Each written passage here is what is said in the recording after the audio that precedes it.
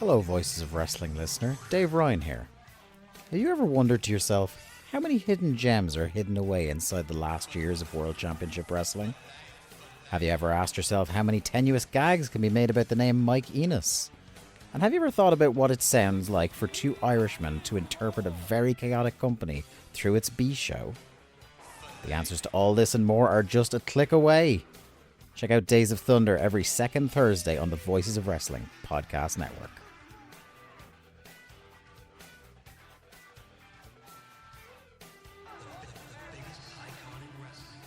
This podcast is a member of the Voices of Wrestling Podcasting Network. Visit voicesofwrestling.com to hear the rest of our great podcasts, as well as show reviews, columns, opinions, and updates across the world of wrestling. What do you guys want to talk about? You are listening to the Flagship Podcast with your hosts, Joe Lanza. What has being annoying stopped you ever? That's an excellent point. Right. An excellent point. That's part of the charm. Rich Craich. And I'm allowed to be a work rate nerd for the G1. I just want them to have great matches and kill themselves. I don't care. It's not my body. I just want to watch great matches. Stop yelling at me. I agree. And we are live on the Flagship Podcast. I am Rich. He is Joe. Joe, what's happening? How are you? I'm all right. I'm going to send you a picture here. Okay. Live on the air. Good audio. Good radio. Just send me a photo of something, but okay. This is what I'm dealing with right this second. Okay. I just texted you this picture. You can see that that's not an optimum position for this feline to be in. Not ideal. Not ideal. Yeah. I have I very often, probably 60% of the time, do a podcast with the dog on my lap. He's a little hurt right now. He hurt his back earlier this week, so he's chilling on his own. But usually he will, as we start the show, he will scratch at my leg to be picked up. But yeah, the photo that you sent me, that Joe sent me, I believe that is one Miss Maggie Moo has decided to take up residency right in front of the laptop, right in front of your microphone. So you are about now it appears that you are further away from your microphone, and you cannot reach your laptop at all because the missus is in the way. Yeah, she plopped her fat ass right in front of the mic, and she's not going to move. I mean, she's got these big ham hock thighs in the back there. All right, come on, scram, get out of here. All right, there she goes. All right. So she'll be back. Now, well, she's doing that thing where she rubs her face on the corner of the laptop now. She's going to shut it down. Yeah, it's definitely going to shut down or something at some point, yeah.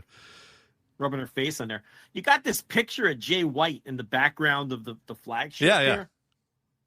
It scared me when I first saw it. I did a little jump scare. I was like, because if you cover up the part where he has his long hair, if you cover up the long hair portion of the picture, okay, all right, I'm doing that, and you just focus on his face, and he's in the middle of cutting a promo, so he's making like that face looks like my face. I thought it was a picture of me. Interesting. I'm okay, you're like, where'd you get that? Where'd you get this picture of me? Because that's like that looks like a face I would make. Like it looks like my go face, to be honest. It was like a face I would make. It looks like me. I did a little jump scare. I'm like, what is this? Is he pulling a rib? Did he get a picture of me, a candid of Joe Lanza, and plop it up there? But no, that is in fact Jay White. I've never had hair that long. What's the longest Lanza hair? Have you always kind of kept the nice, neat and trim? Because I think you're a haircut guy, right? I think that's safe to say. You love haircuts. I love haircuts. Nothing, I always have a fresh haircut. I had a fresh haircut 2 days ago. TLB knows she's about to get some action when I get a haircut because I feel real confident. You know what I mean? Like I am a haircut guy. I've had the same haircut since like 1993. Okay, so, I guess that would be my question: was there ever there are no phases? Like the Lanza cut that you have now is the Lanza cut that you've had since. Let me ask you a question. How long have you known me? I have known you now 2000. Well, I mean, online. How long have I known you online? Probably 2004, 5, 20 somewhere years. In that. Yeah, around there. Years? Yeah. Do I strike you as a guy who follows trends, or believe it or not, no. You do not strike me as a man who. I was just wondering if maybe in your adolescence, maybe if you went with like the Caesar cut for a while or the bowl cut for a while, or maybe you frosted those tips a little bit in the 90s. But no, you had the same haircut all the time. Listen, I walk in there and I say the same thing every time. Number one on the sides and back, high and tight up top. Give me a little bit to throw some gel into. That's it. And I've been doing that since like 1993 with slight variations. You know, listen, I recently posted my high school yearbook photo. Yeah, right. That's not the hair you have now, though. Well, it's a slight variation of that. Okay. It's similar. You know, I don't have those super tight sideburn lines that I had in 1993. Yeah, those sideburns, my God. Those were 1994 super tight sideburn lines. I mean, let's be honest, you know, you had that wasn't trendy at that time, you know, to have the side. So you had to have the tight line. I don't have that. Now I have this. I go with the stubble look. Yeah, you know, that's what I've done the stubble look now for about. Man, I've had the stubble look now for we're close to 15 years now. I've had the stubble look because I used to always shave, and I had, like you said, nice and tight, you know, sideburns, and I was just like, fuck that, I'm not doing this. I don't want to shave anymore. So I don't think I've like actually shaved other than like for funerals and then my wedding. Obviously, I shaved for, but since then it's just like I you know, have a rate. I have one of these things. I'll trim it up a little bit, but that's it. I keep the stubble going. Unfortunately, it's getting a little gray now. Getting a little gray in my older age. No, listen. But the salt and pepper works. The salt and pepper works. Women our age like that. Yeah, that's they do. what you got to understand. That's the problem. Like I'm trying to attract. Well, I'm only trying to attract one woman at this point, but trying to attract. Yeah, but it doesn't matter. You know what I mean? It's just like, you know, the people that would find me attractive are the people that probably should find me attractive, which is other 30, you know, mid to late 30-year-olds. So it's fine. Yeah. TLB loves that touch of gray, you know. It's so, you know, I just embrace the touch of gray at this point. But I rock the stubble now. But I mean, that basically that yearbook photo, I have an updated version of that same fucking haircut. That's all. You know, I keep it simple. You know, it's it kind of looks like. I think your hair. No, I think it's dramatically different. I think it's not. Listen, I think it is because it was like you had the middle part going. It's a little poofier then, but that is just, you know, now the middle part is significant though. I think that's a big difference. It's a little more styled now, but do you see the poofiness in that photo? Yeah. If I wanted to, I could blow this out and do that, but you can't be walking around. Am I really going to walk around looking like that? I mean, hopefully not. No, probably not. That's what I'm saying. Like, so now you just, I get it cut a little shorter and then I, you know, throw the gimmicks in it and style it. But it's the same basic haircut. It's the same framework, is what I'm saying. I don't know. I feel like you're not giving enough credit to how it's a very 90s haircut. What you have then is a very 90s haircut. Yeah. And I do think it's a little different because you have like the part in the middle, little longer, the trim sideburns. I think that's longer enough. For sure. I think that's enough to make it a different haircut than what you have today. Yeah. Now, to be fair, I'm not looking at you right now, so I don't know what haircut you have exactly right now. But I just told you the number one on the side and back. So it's like it's the same as when I've seen you before. When I've seen you before, I know the haircut. Same exact haircut. Yeah. But when it's fresh, it's super, super short. You probably saw me with a fresh one because I'm sure if it was at a WrestleMania weekend or something, I made sure to get a fresh one. Oh, got to get a fresh haircut. Yeah, I'm going to this year's WrestleMania weekend. It's booked. It's ready to go. So. I got to get myself in tip-top shape, get a fresh cut right before I go. You know, make sure I look good for the listeners of the male listeners of our show who are going to meet. That's right. Talk to me. That's right. Right. You got to look good true. I've already we always say that, but we have a lot of women listeners, including some that said they were going to be at Mania weekend and would like to meet me and stuff. But what are you implying? You need to look good for them? No. I mean, I want to. Here's what's going to happen. You're going to get yourself in trouble like some of those gaming. Oh God, no. I just mean I want to have my best foot forward. I want to at least look the best that I could possibly look when you go out there and meet people. You know what I mean? Look, I'm breaking balls over here. That's all. I'm breaking balls. I understand. You know, but look, it's okay. You need to look your best for Shining Wizard in the chat. I understand. Like, you know, right. See, all the guys, all the fellas from the chat. Yeah, Z sees it. He says, "God forbid you aren't looking great at a wrestling show with the title belt over your shoulder. You got to look good. You got to be able to hold that belt and make it look over your shoulder."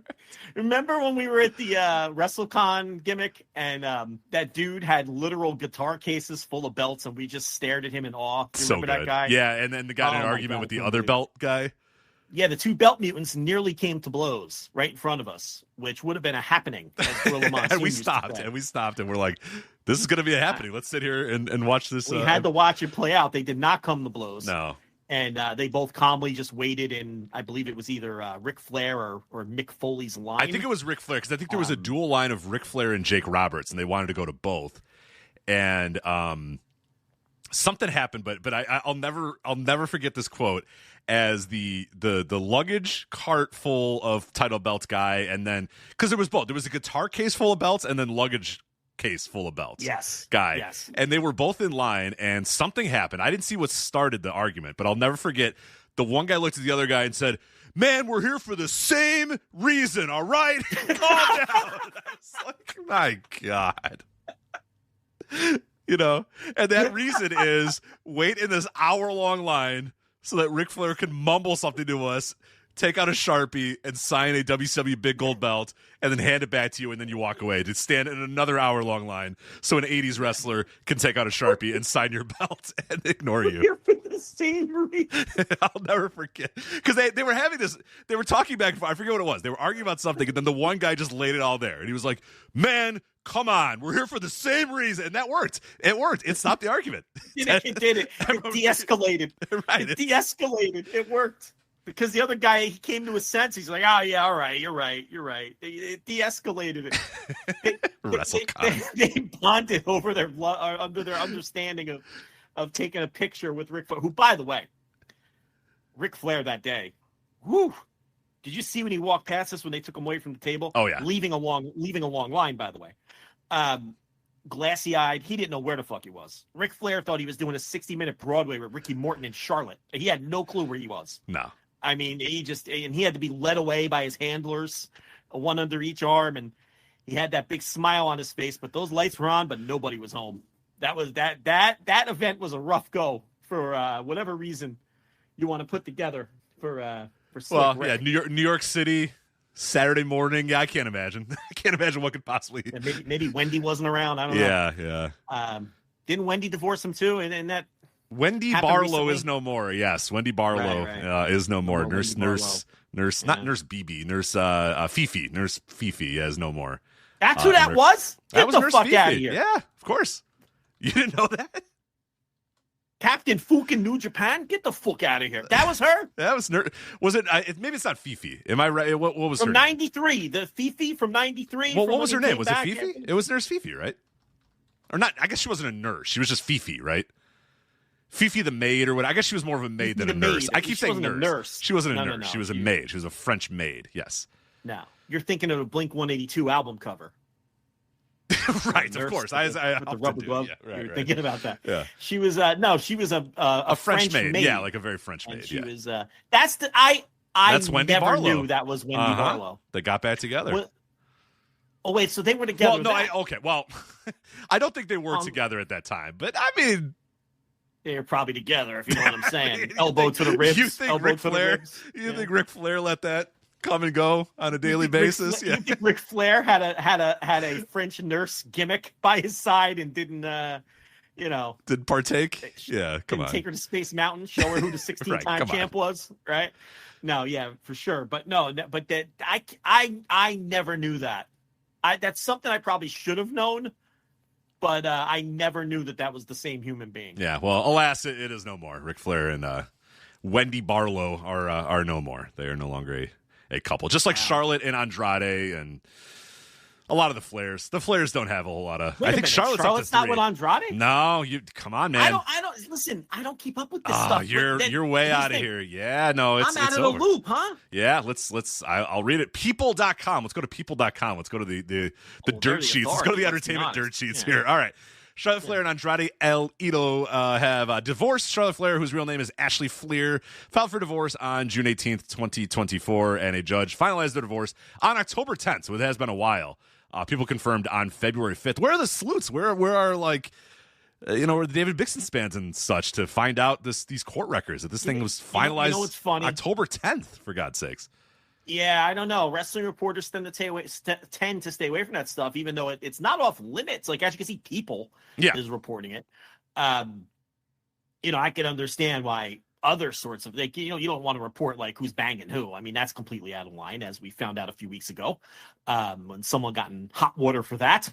But divorces and stuff, yeah, I'm surprised. Did the wrestling media not pick up on that divorce? They did not. Surprised. No. But people's got it. Man, quite the details here. So people confirmed on February 5th, TMZ was the first to report the news. Since Flair filed for divorce in June, the two have been noticeably absent from one another's Instagram feeds. They both last posted with each other in May of 2024 when they visited Paris. I love this person going through the Instagram feed to find the last time they posted a photo together. When they visited Paris, Flair 38 and her fellow WWE star 35 began dating in 2019. Andrade proposed to Flair in January of 2020. They tied the knot in May of 2020, and a representative for Flair did not provide further comment to People. I think old Ashley Flair was out kicking her coverage there. That's a very handsome man, Rich Craig. Yeah, so this is, by the way, this marks Charlotte's. Now we're becoming these. This is Charlotte's. This is from the People. Flair was previously married to Ricky Johnson from 2010 to 2013, and Thomas Latimer from 2013 to 2015. I always forgot. Right. I always forgot about the Tom Latimer. Yeah, Tom Latimer. Tom's got a type. Tom's got a type. He's got a type, but he's got that Camille Brick. He's got a type, yes. He has a lane. Tom Latimer has a lane, and he stays in it. Because I'll give Charlotte Flair credit. All these men are very different looking. Ricky Johnson and Andrade and Tom Latimer, very different. Tom Latimer has a type. she likes a literal cornucopia of men. Yes. She enjoys many different types of men. Tom Latimer, that's his lane. That man gets in the right lane. He does 45 miles per hour, and he doesn't waver. I mean, geez. So, I had no idea that they were no more. That they were People magazine all over it. I feel like TMZ. Apparently, someone said, "Rich, read the TMZ report. It's much better." Okay, fine. I'll read the TMZ report because they're a little more salacious, right? They get down to People's going to give you like a little bit more. All right, here we go. 3 days ago, TMZ. Let's see what salacious thing they say here. That up. It was like this.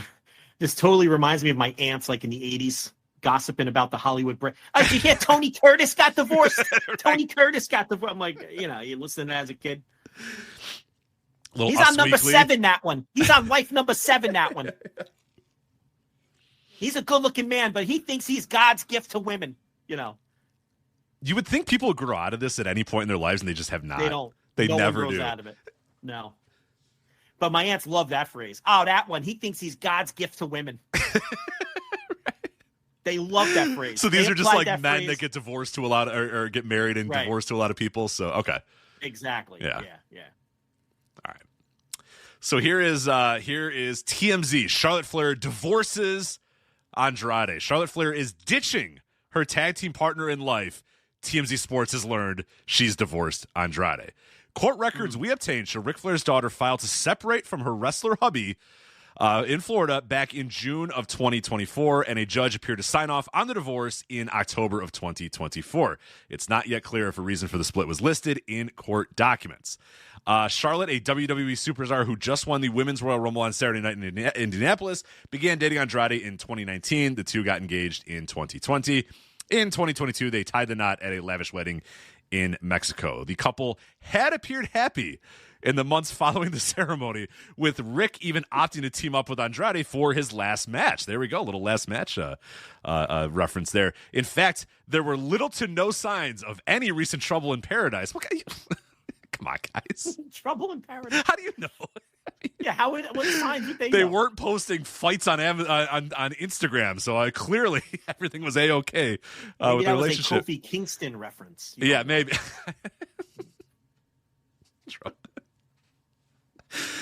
Oh God! Remember when he was Jamaican? Yeah, for like of course. 7 years, and then, of course. then he just wasn't. And then he just wasn't Jamaican anymore. Yeah. Yeah. With the fucking music and the clap. SOS. Yeah. Oh God. As Charlotte had posted about him helping her with her knee injury recovery just months before submitting her court docs. Charlotte will have plenty on her wrestling plate to keep her mind off the breakup. As the winner of the Royal Rumble, she now has a ticket to WrestleMania 41. As for Andrade, he too will have time in the squared circle to keep him busy.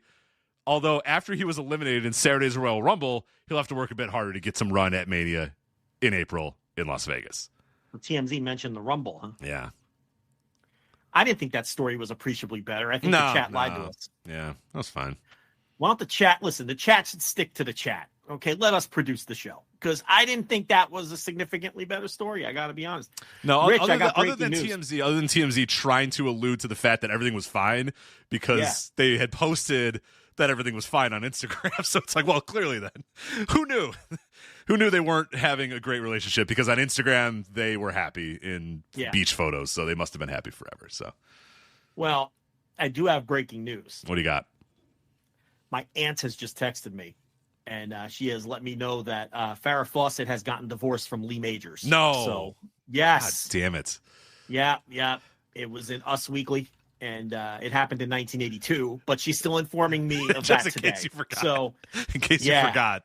Yeah, Farrah Fawcett and Lee Majors are no more. By the way, I looked it up. Lee Majors still alive, in case you were curious. I was kind of worried. Yeah. I was kind of worried. I was like, I don't know. Yeah, my aunt's opinion on that Lee Majors thinks he's God's gift to women, and he should have held on to a woman as beautiful as Farrah Fawcett. So that's my aunt's opinion. Fawcett is my dead. Aunt Marie. Before the chat gets on us, Farrah Fawcett is indeed dead. So she is? She is dead. She died in 2009. I don't know if she died. I didn't know she was dead. Yeah, I didn't know she died. I think I knew she was dead, but I feel like I thought it was recently. I did not think it was 2009 for her. But there you go. Lee Majors. Lee's on his fourth right now, so good for Lee. Again, he thinks he's God's gift to women, as you can see. Right. I mean, he just he went from Farrah Fawcett to then married in 1988 a Playboy Playmate, which let me hold on. Let's see what and in 1988 he had to be 60. I'm about to do a little bit of a. Let's see.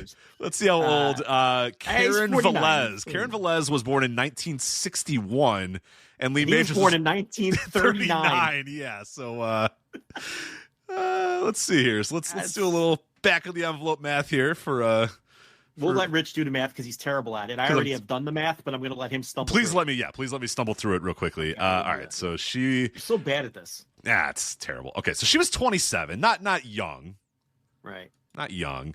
He oh boy, he was 49. So okay, that's not.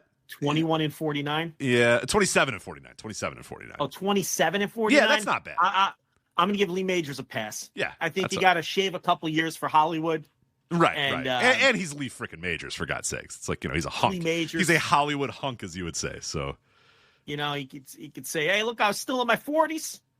And she's almost in her 30s. Right. So I'm going to. If you round up for both of us, if you round down or round. No, okay.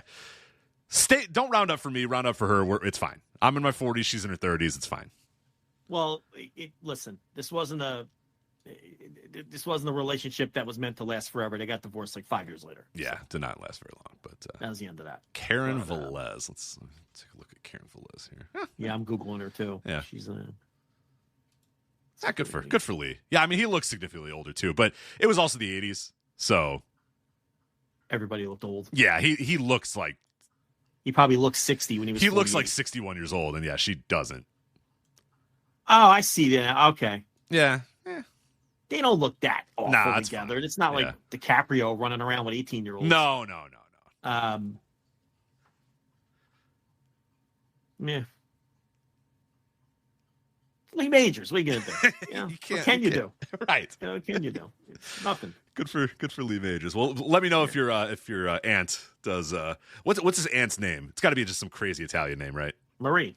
Aunt Marie, perfect. Yeah, that's exactly. Aunt Marie. All my aunts, yenting it up about the breakups in Hollywood every Sunday morning before the football. Because the uncles come over with the aunts. You know how it goes. Oh, yeah. And then they split to their different rooms. They split to the different rooms. The aunts thumb through the newspaper. Exactly. The Parade magazine. Licking their fingers as they turn the page. Parade magazine. Us Weekly, Parade magazine, People, what are the other circulars that come in the newspaper, and then they got to see what's on sale over at Two Guys or Woolworth, and then Star magazine was one of them. I remember. The guys have the men take the sports section, and we're looking at the betting lines, getting into last minute action. with the bookie, and then the guys watch football. Grandma makes the meatballs. That was Sunday. That's living. That's living right there. That was Sunday growing up. The house smells like meatballs, and you're watching the Jets and the Giants, and there's a lot of screaming and yelling. There's a lot of people losing parlays. The ants are yelling about Lee Majors getting divorced again. Calling him God's gift to women, yeah. This crafted my childhood and made me the man I am today. Honestly, the way you describe that, your Sundays are pretty similar these days, right? They're not that much different. I got to be honest. I usually got a pot of sauce going. I can't get the paper anymore. You can't find a paper. I tell you, if I could find a paper, I'd get one. You don't have your convenience stores don't still have papers? Because mine still kind of have the vestiges of the last bits of like the Chicago Sun-Times and the Chicago Tribune. We're still kind of a 2-paper town, but it's not going well for the newspapers. I'd plop a Houston Chronicle on that kitchen table if I could, but no. Do they not print anymore, or you just can't get it by you? I haven't seen one in ages. I mean, I guess if I looked hard enough, I could find one. Does the Houston Chronicle the North Star Ledger did their final print edition last week. That's the big paper in New Jersey. That's the paper Tony Soprano used to pick up at the end of the driveway in first episode of every season of Sopranos. So if the North Star Ledger can go under. They all can. Maybe. Houston Chronicle. Let's see if they still. I would have to think the Houston Chronicle still, but who knows? Yeah, but who knows? You really never know. I don't know. This is difficult to Google.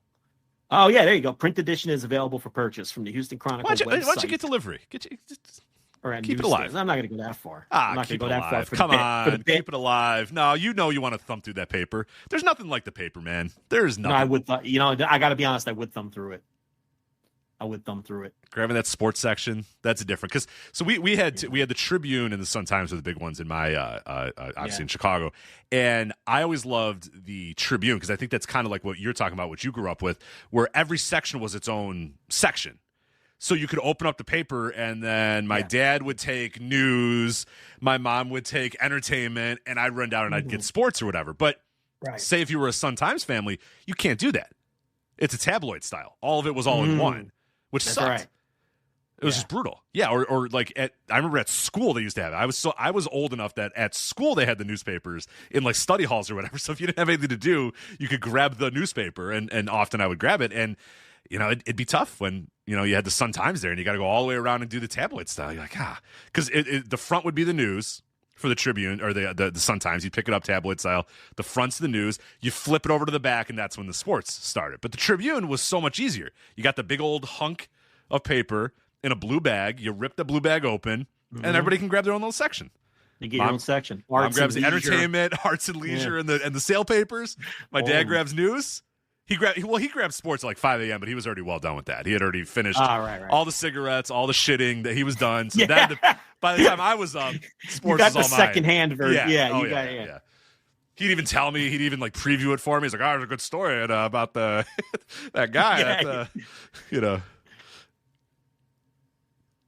And then someone's asking about comic strips. I was never a comic strips guy. Did you go to the comic strips? I always thought they were bad, so I didn't read them. Nah, I mean, I would kind of thumb through them, but I was like, this is stupid. None of these are good. These are all bad. You read them, and you never laugh. You don't even smirk. Never once laughed. You don't even smirk. Never once. Zitz like, never made me laugh one fucking time. Right? Yeah, what's Beetle Bailey up to this week? What kind of hijinks is he getting into? It's never funny. And then you read it, and then you're like even struggling to find what the punchline's supposed to be. Sometimes you're like, "What's the joke there?" I don't understand. Dilbert's. Maybe if I was a little older, I would understand Dilbert a little bit more. Maybe to go back and check out the Dilbert catalog. But Dick Tracy, get the fuck out of here, Dick Tracy. That was terrible. The worst part about like Dick Tracy and those was they were continued the following week. Right. You had to, I don't know what's happening. You're reading. No, the thing is, like, you couldn't even get into it because like you get 3 panels a week, so it's like it takes you 6 years to get through this little mystery here because you're getting like two lines of dialogue per week. We got to move it along here. I who's got time for this shit? The worst though was like Doonesbury. Remember that shit where it was like deep political humor, and like as a 12-year-old, you're like, I don't know what the fuck's going on here. Not sure what's going on with this guy's talking about the Iran Contra scandal. I don't know. I thought I'm reading a comic. What's happening here? You know. I don't know anything about the Doonesbury. Falkland Islands. I don't know why I have to read about this. Yeah. What's happening? Why is this in the comic section? You know. So what you're really left with is like the Far Side, which was good. But again, sometimes hard to decipher. Yeah. Sometimes a little tricky to decipher. Yeah. The Far Side, you know, and then your Peanuts. How many times can I see that geek miss the ball? I mean, come on. No time for Peanuts. It's the same bits over and over. You know, I get it. She's gonna pull the ball away. Snoopy's gonna get him out of a jam. You got the little shit who's with his thumb in his mouth and the blankie because he's a fucking little baby. Like it's all the same bits over and over. You know. Yes, I don't know. I wasn't a big comic guy either. You know, you go to the comic strips if you've read the sports, you read it all, the and you're entertainment like, section. All right, I'm here. I may as well. And you always regretted it. Regretted it. And you read it, and it's never funny. Archie and Doonesbury and stuff. Just get out of here. You don't even crack a fucking smile, not once. You know. It's like, who's the fucking cat? Not Heathcliff, the other cat. Garfield. It's like, all right, I get it. He likes lasagna. Yeah, he likes lasagna. Is he gonna tell me he likes lasagna? He likes food. You know? The owner's a cock. Okay, we got it. I get Yeah, the joke. exactly. Yeah, I get the joke.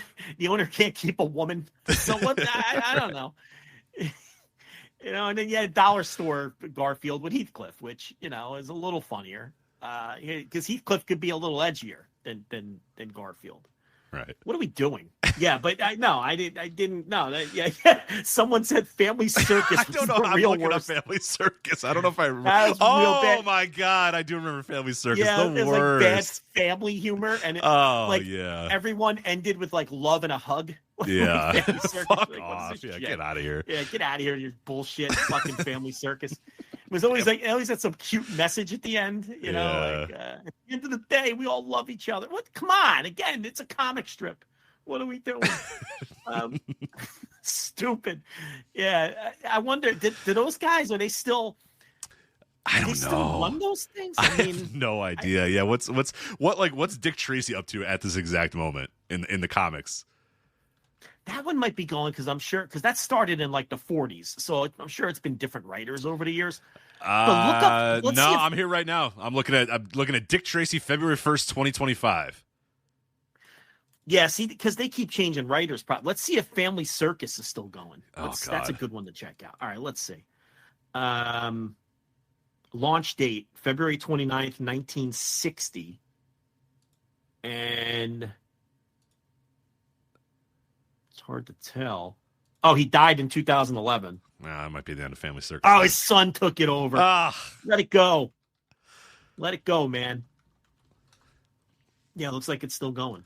That's an easy gig, though. What a gig that is. Is it though? Because you got to. I guess every week you got to be at it. I guess you're right. Got to have an idea, but here's the thing: that's why they're not funny. Because you run out of.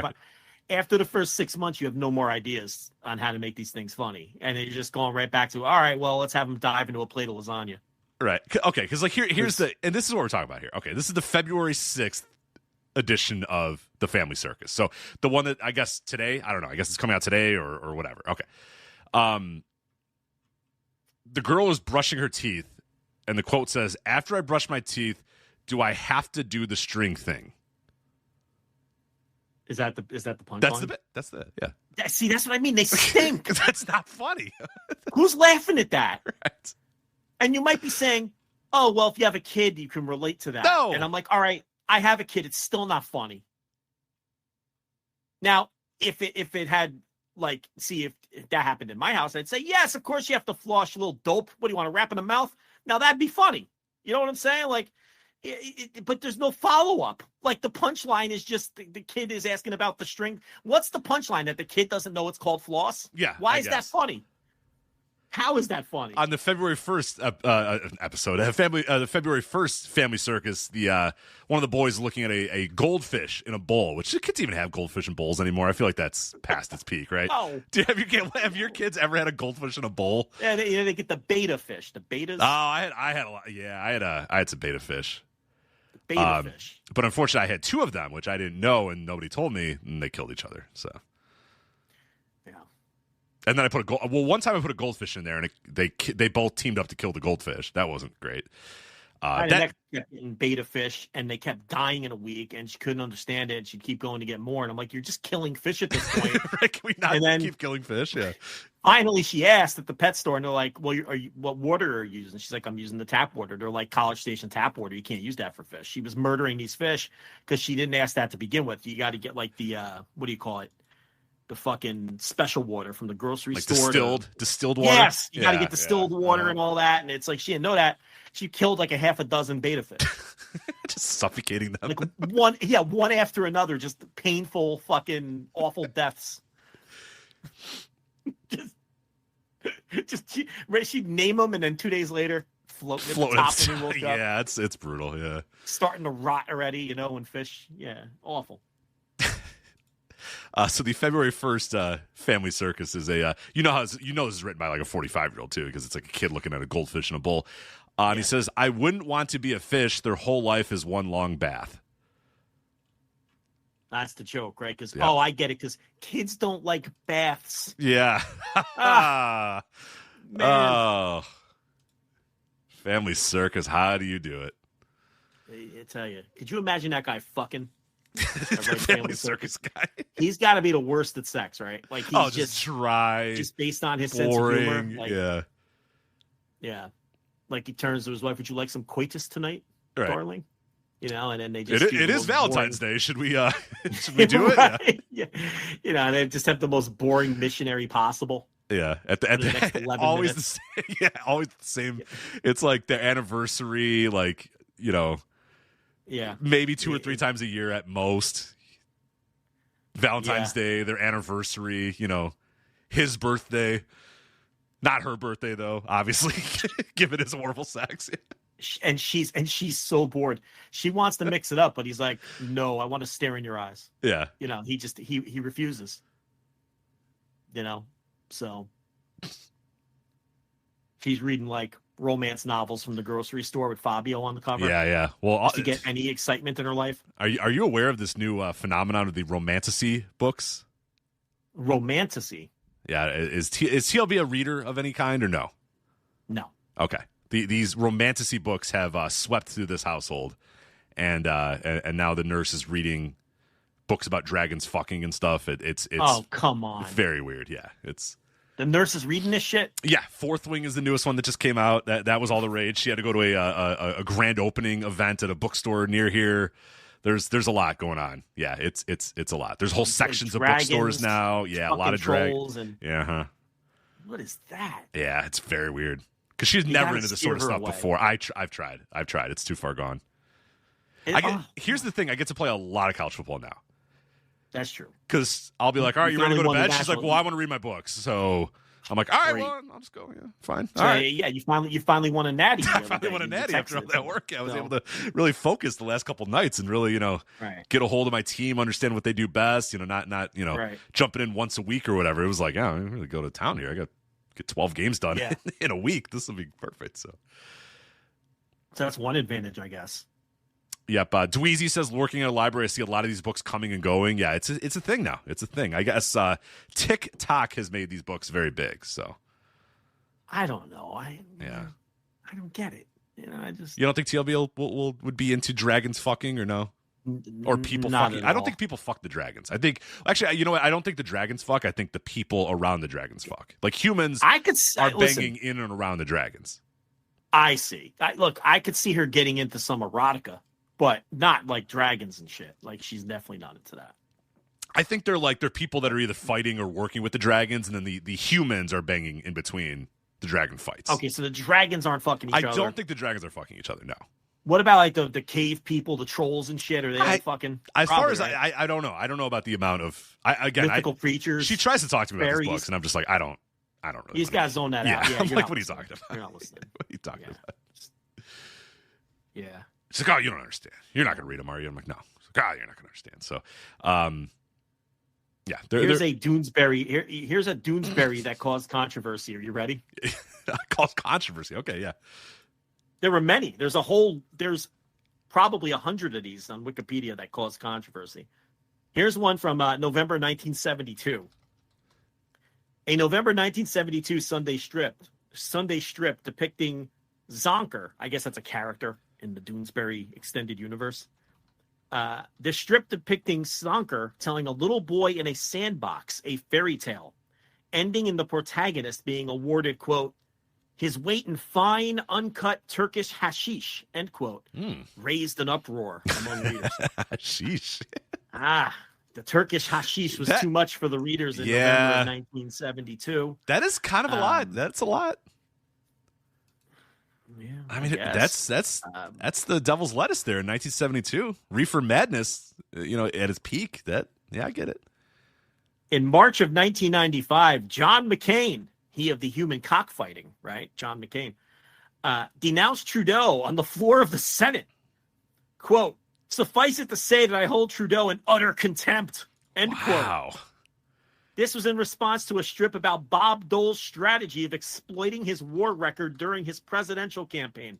I could read more, but every listener is falling asleep.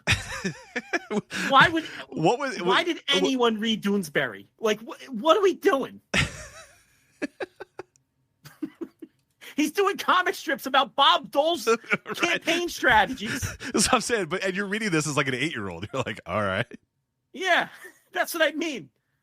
But I don't even know. Right next to Archie trying to, get his dick wet. You have to listen to Doonesbury talk about fucking, Bob Dole's campaign strategy. And you're like, oh, okay. Like, is Archie going to make the team or what? Like, I don't know. I don't know this Trudeau either. I think I hold him in utter contempt too. Like, why write this shit? Gary Trudeau. Is he dead? Nope. He's still kicking. Is he still writing this stupid thing? This is a great comment that will now get us into the wrestling talk here. Z in the chat room, who's very good. Z is a good comedy there. I always like when Z's in the chat room. Says, quote, me laughing about women reading dragon sex books while listening to a wrestling podcast discuss Doonesbury. He's like, yeah, women, unbelievable. Read these stupid dragon books. All right, let me go listen to 41 minutes of these dweebs talking about Doonesbury and Farrah Fawcett. This all started because we talked about Charlotte getting divorced. No, we talked about belt mutants. What are we doing? Yeah, okay. That's where Gary Trudeau, he's married to Jane Pauley. There's a fun fact. Whoa, nice. Okay, well, I see why he was. Is Jane Pauley still alive? Yeah, and they're still married. Good for her. See, Gary Trudeau doesn't think he's God's gift to women, so he knows how to keep a wife. Oh, he's got really Jane Pauley. I mean, he's got the best. I mean, that's. You're into Jane Pauley? No. I mean, like a smart, successful, like that sort of stuff. I mean, like I don't need any of that. You're into Jane Pauley? No. Let me look at 90s Jane Pauley and see. Probably not. I like a very. No, never mind. Jane Pauley. Nobody's horny for Jane Pauley, not even Gary Trudeau. I don't. In the 70s and 80s, she was a looker in the 70s and the 80s. A looker? That's a little much, isn't it? No, come on. I bet I could find She's all right. No, she's fine. She's a box standard newswoman. That's fine, but a good one. Big collars. Huge collars in the 70s and 80s. Yeah. The shoulder pad. Right, big shoulder pads. Shoulder pad. Big collars. Yeah, shoulder pad. Very demonstrative. Doing journalism. Yeah, that's Look, fair. she's a lovely looking woman, but I'm sorry, it's not moving my needle. Jane Pauley. That's fine. I got to be honest. It'd be like, a good comp to Jane Pauley. Yeah, what do you got? To someone she worked with, like Stone Phillips, like. Sure, he's good looking, but is any woman horny for Stone Phillips? I think so. Were they? I don't know. I feel like they were very horny. No, you're fucking wrong. I bet they were horny for Stone Phillips in the 90s. But then he talks and it's all over. It's like, because he's got that cadence. It's like he can't be horny. I disagree. I think you can be quote unquote attractive, but not sexy. And I don't think Jane Pauley or Stone Phillips are sexy people. I can't believe Stone Phillips is getting that. Getting sideswiped here, catching strays. Unbelievable. Stone Poor guy. Phillips. But I don't even. Stone Phillips to me comes across asexual. I can't even imagine that man having sex. Let's see if he's married. He is. His wife, Deborah Del Toro Phillips, who is Puerto Rican and moved to New York City as a child. So that's all we know about. Oh, right. He's got a kid named Streeter. Streeter Phillips. Come on, Stone. Has he ever heard the name Ralph or Phil or Tom? Stone Phillips Jim. And Streeter. Yeah, what are we doing? Streeter Phillips? Oh, he looks like a little punk. Oh, he was rebellious against his newsman dad. You can tell. Let's see what Streeter Phillips looks like. His newsman dad. Yeah. He did so much coke. Listen. He living a wild life. All right, report on that, Dad. Yeah. Investigate that. Yeah. He's taking bong hits behind the bleachers at a football game. Yeah. Streeter. Inviting girls over. Is your dad home? My dad's never home. Right. Oh, Stone. No, he's not home. He's with Jane.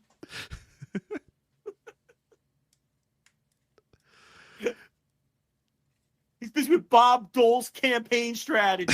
He's Doonesbury. I think more people were attracted to Stone Phillips than you think.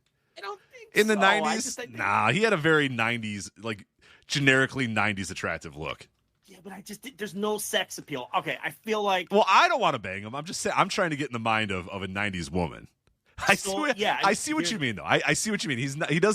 You don't feel like Stone Phillips is going to take you on like a wild ride. You know what I mean?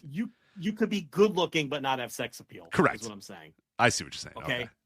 And I think he's Stone Phillips. He looks like he's chiseled from stone. He's a good looking man, but I don't feel like he has any sex appeal. Right. You don't think he's going to take you on a ride. You don't think Streeter Phillips has sex appeal. And he might not be as good looking as his dad, but he has sex appeal. See what I'm saying? I gotcha. Now? Yeah. You know what I'm saying? Like, okay. Look at the Friends cast. Here, I'm going to go somewhere with this. Courtney Cox, very pretty, beautiful woman. But Jennifer Aniston had more sex appeal. You see where I'm going Correct. with that? Yeah. Like Jennifer Aniston had all the sex appeal. If you break down like their faces, Courtney Cox is like flawlessly beautiful, right? But less sex appeal than Jennifer Aniston. I just don't feel like Stone Phillips or Jane Pauley have any sex appeal despite being conventionally attractive. That's all I'm saying. You might disagree.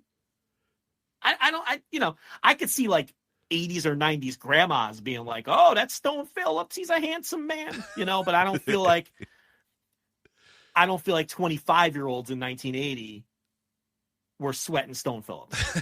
I don't know. I'm not sure. I'd like to go back. I'll have to look at I'll look in the New York Times archives or something like that and see if yeah, I don't know. I don't know. He kind of looks like, you know what he looks like? He kind of looks like what a Muppet who was a newscaster would look like. Yes. He looks like a stereotypical, if they need to make a newscaster. If you had to mold a newscaster out of clay and or make him in a Muppet, it would look like Stone Phillips. Yeah, exactly. With his perfectly stone head. His head looks like a fucking, like a piece of limestone. Like a chiseled piece of limestone, yeah. Yeah. He's tall. He's probably like 6'4", right? Yeah, he has all the makings of a very sexy man, yet he has no sex appeal. Why? Because he got into news. Now, maybe if he were a construction worker, his life would have been different. Well, it definitely would have been different. Yes. But I mean, from the standpoint of maybe it would have, if he had like a 5 o'clock shadow and he was swinging a hammer all day. But maybe a little muscle mass, maybe. A little muscle tone. 'Cause he's a little gangly. He's also a little gangly. As we break down the sex appeal of retired newsman Stone Phillips. I don't even know if he's retired. I think he's out of the game. I think he's out of the game, yeah. Is he still doing Dateline NBC? I don't think he does Dateline NBC anymore. See, that's why Streeter was mad. He's like, you got to do Dateline NBC too. You're taking on new. Yeah, he didn't really need to do Dateline NBC. No, he had enough of a career. He was everywhere, and then he just was boom, gone. One day, I woke up and Stone Phillips was gone from my life. Yeah, right. Like, and the host for Dateline NBC wasn't much of a job because all they would do is kick it to the story. Because his job would be, welcome to Dateline NBC. And then he'd be like, online predators. And then he'd be like, and there's Rob Feinstein. Yeah, yeah. Wasn't that Dateline? I don't know if that was that. No, that was To Catch a Predator. It wasn't but Dateline. that was I think To Catch a Predator was To Catch a Predator spin-off. came from Dateline. Yeah, it was a spinoff, right? Yes. To Catch a Predator started on Dateline NBC, and then it became so popular, it became its own thing. But like Stone Phillips' job would just be to set up the story, and then they would kick it to their story this week on Online Predators, right? And then he would you'd never see him again for the rest of the hour. You know, he should have been home with Streeter. To be honest, like he didn't need to be there for that. I used to love Dateline. I used to watch it all the time as a kid. Yeah, you throw that on when nothing else is on. Yeah. Throw that on. No, I not even when there was nothing else on. I was a big Dateline guy. Like the 2020, I like Dateline and 2020 as a kid. Oh, you're into the 2020? I feel like everybody had like they had to like you couldn't really like both, but I found both to be pretty. I was more of a Dateline guy than a 2020 guy, but yeah. About 60 minutes. Well, Connie Chung. See, 60 Minutes was a little too old for me. Yeah, the ticking clock. The problem with the problem with 60 Minutes is it came on after football, and you have this like rush of adrenaline after watching like AFC football or whatever, some random AFC football game or whatever, and all this stuff going on, and all of a sudden, ding, ding, ding, ding, ding, ding, and it's like, I'm Andy Rooney. Like, let's talk about how orange juice is too expensive now. And I'm like, what is this? The fuck? What a drastic change from like, CBS afternoon football to complaining about orange juice futures and whatever. I'm like, what is the other thing here? is it signified the end of the weekend and you were going back to school. True. Hours. Yeah. It was like that sound was like, your weekend is over, motherfucker. The weekend's over. Do your homework. You're trying to think. Stuff that backpack. You're going back. Make sure you got fresh laundry. It was a horrible sound, that ticking clock. The football was over. The weekend was over and you were fucked. You were going to school in about 12 hours. Fucking Hugh Downs. You saw Hugh Downs and it's over. That was it for your weekend, man. Was he 60 Minutes or was he 60 Minutes? Oh, he was 2020. Sorry, he was 2020. He was 2020. 60 Minutes was who was you had Andy Rooney. Yeah, that's the game. Everybody can get you Andy Rooney. Yeah, that's the chalk answer. That's the right. If you're naming 60-minute contributors, it's that's the easy one. You're going Andy Rooney. That's the chalk answer. That was like Leslie Stahl, right? When she Diane Sawyer a little bit. Who was the one guy? I gotta look him up. I don't think she was 60 Minutes. I don't think really? Diane Sawyer. No, she was on because 60 Minutes was CBS. That's true. She was more of an ABC. And then she wasn't. Yeah. So Mike Wallace. Right, Mike Wallace. Yeah, who's the guy? Dan Rather. Ed Bradley's the guy I'm thinking of. Ed Bradley, the black guy, right? Yeah, black guy with the real gray beard. Yeah, and he felt like very, when he talked, you listened. You know what I mean? You're like, that guy knows. That guy's smart. That guy's smart as fuck. I'm gonna see what he has to say. So I looked it up. You're right. Diane Sawyer was there for a brief time, and then she left for ABC. So you were right. But see, no. But I'm looking at it right now. There's no way I would have been. I wouldn't have been watching. 1981. Yeah. I was not watching. No, I was watching during this time. You accidentally got it right. I was mixing her up with ABC because I think she was a 2020 person as well. So, yeah, maybe I was more of a 2020 person. I hated 60 Minutes. That's all I have to say. Just the worst. Yeah, just that ticking clock. Just let you know. Like you said, it signified the end of football and the end of your weekend, and just it's over. Yeah, it's just a boring show too. Yeah, pretty dull topics. You didn't get like To Catch a Predator type topics. Because Dateline in 2020 would get real like. She was a college co-ed who had the life in her hands. And then one day she disappeared. You're like, oh, all right, what's going on here? Yeah. And 60 Minutes was like literally like they're talking about the price of orange juice or whatever. And they're like, well, why is orange juice so expensive? We're going to find out now. We're going to go to the factory where they make the orange juice. I'm like, oh my God, I don't care. Yeah. Or Bob Dole's campaign strategy. That's a 60 Minutes. Many people have criticized Bob Dole's campaign strategy. So we're going to talk to a political strategist, this guy, about Bob Dole's campaign. You're like, oh God. Well, we asked George Stephanopoulos what he thought about. Yeah. And you're like, oh God, just fucking kill me. But 2020 or Dateline, you'd always get a story that ended with somebody in a shallow grave. And that's where the juice is. Yeah. Let's be honest. Someone's in a shallow grave. So, if it bleeds, it leads, baby. Let's go. Yeah, the co-ed ends up dead in the park. And, we're going through the lead suspects, and we're going to try to figure this thing out. Anyway. All banter. We're halfway home. We're halfway home. Close. We're damn We're close. halfway home. We're damn close. I don't think we're halfway home. We're a third of the way home. It would be. This is now or never. This is, are we driving off the cliff, Telma, or not, Louise? Nah, I don't think so. No, I don't think so. This is the moment. This would be the moment. This would be that brief silence on your end. Right. That was it. That brief silence where we both thought it. Is this it? Is this the one? I don't think it's the one though. This isn't the one. I don't think this is the one. It's not a great week for topics. It's not a great week. It is not. It is not. You can make the argument. You can make the argument that this is the week. I love how we never even did it during.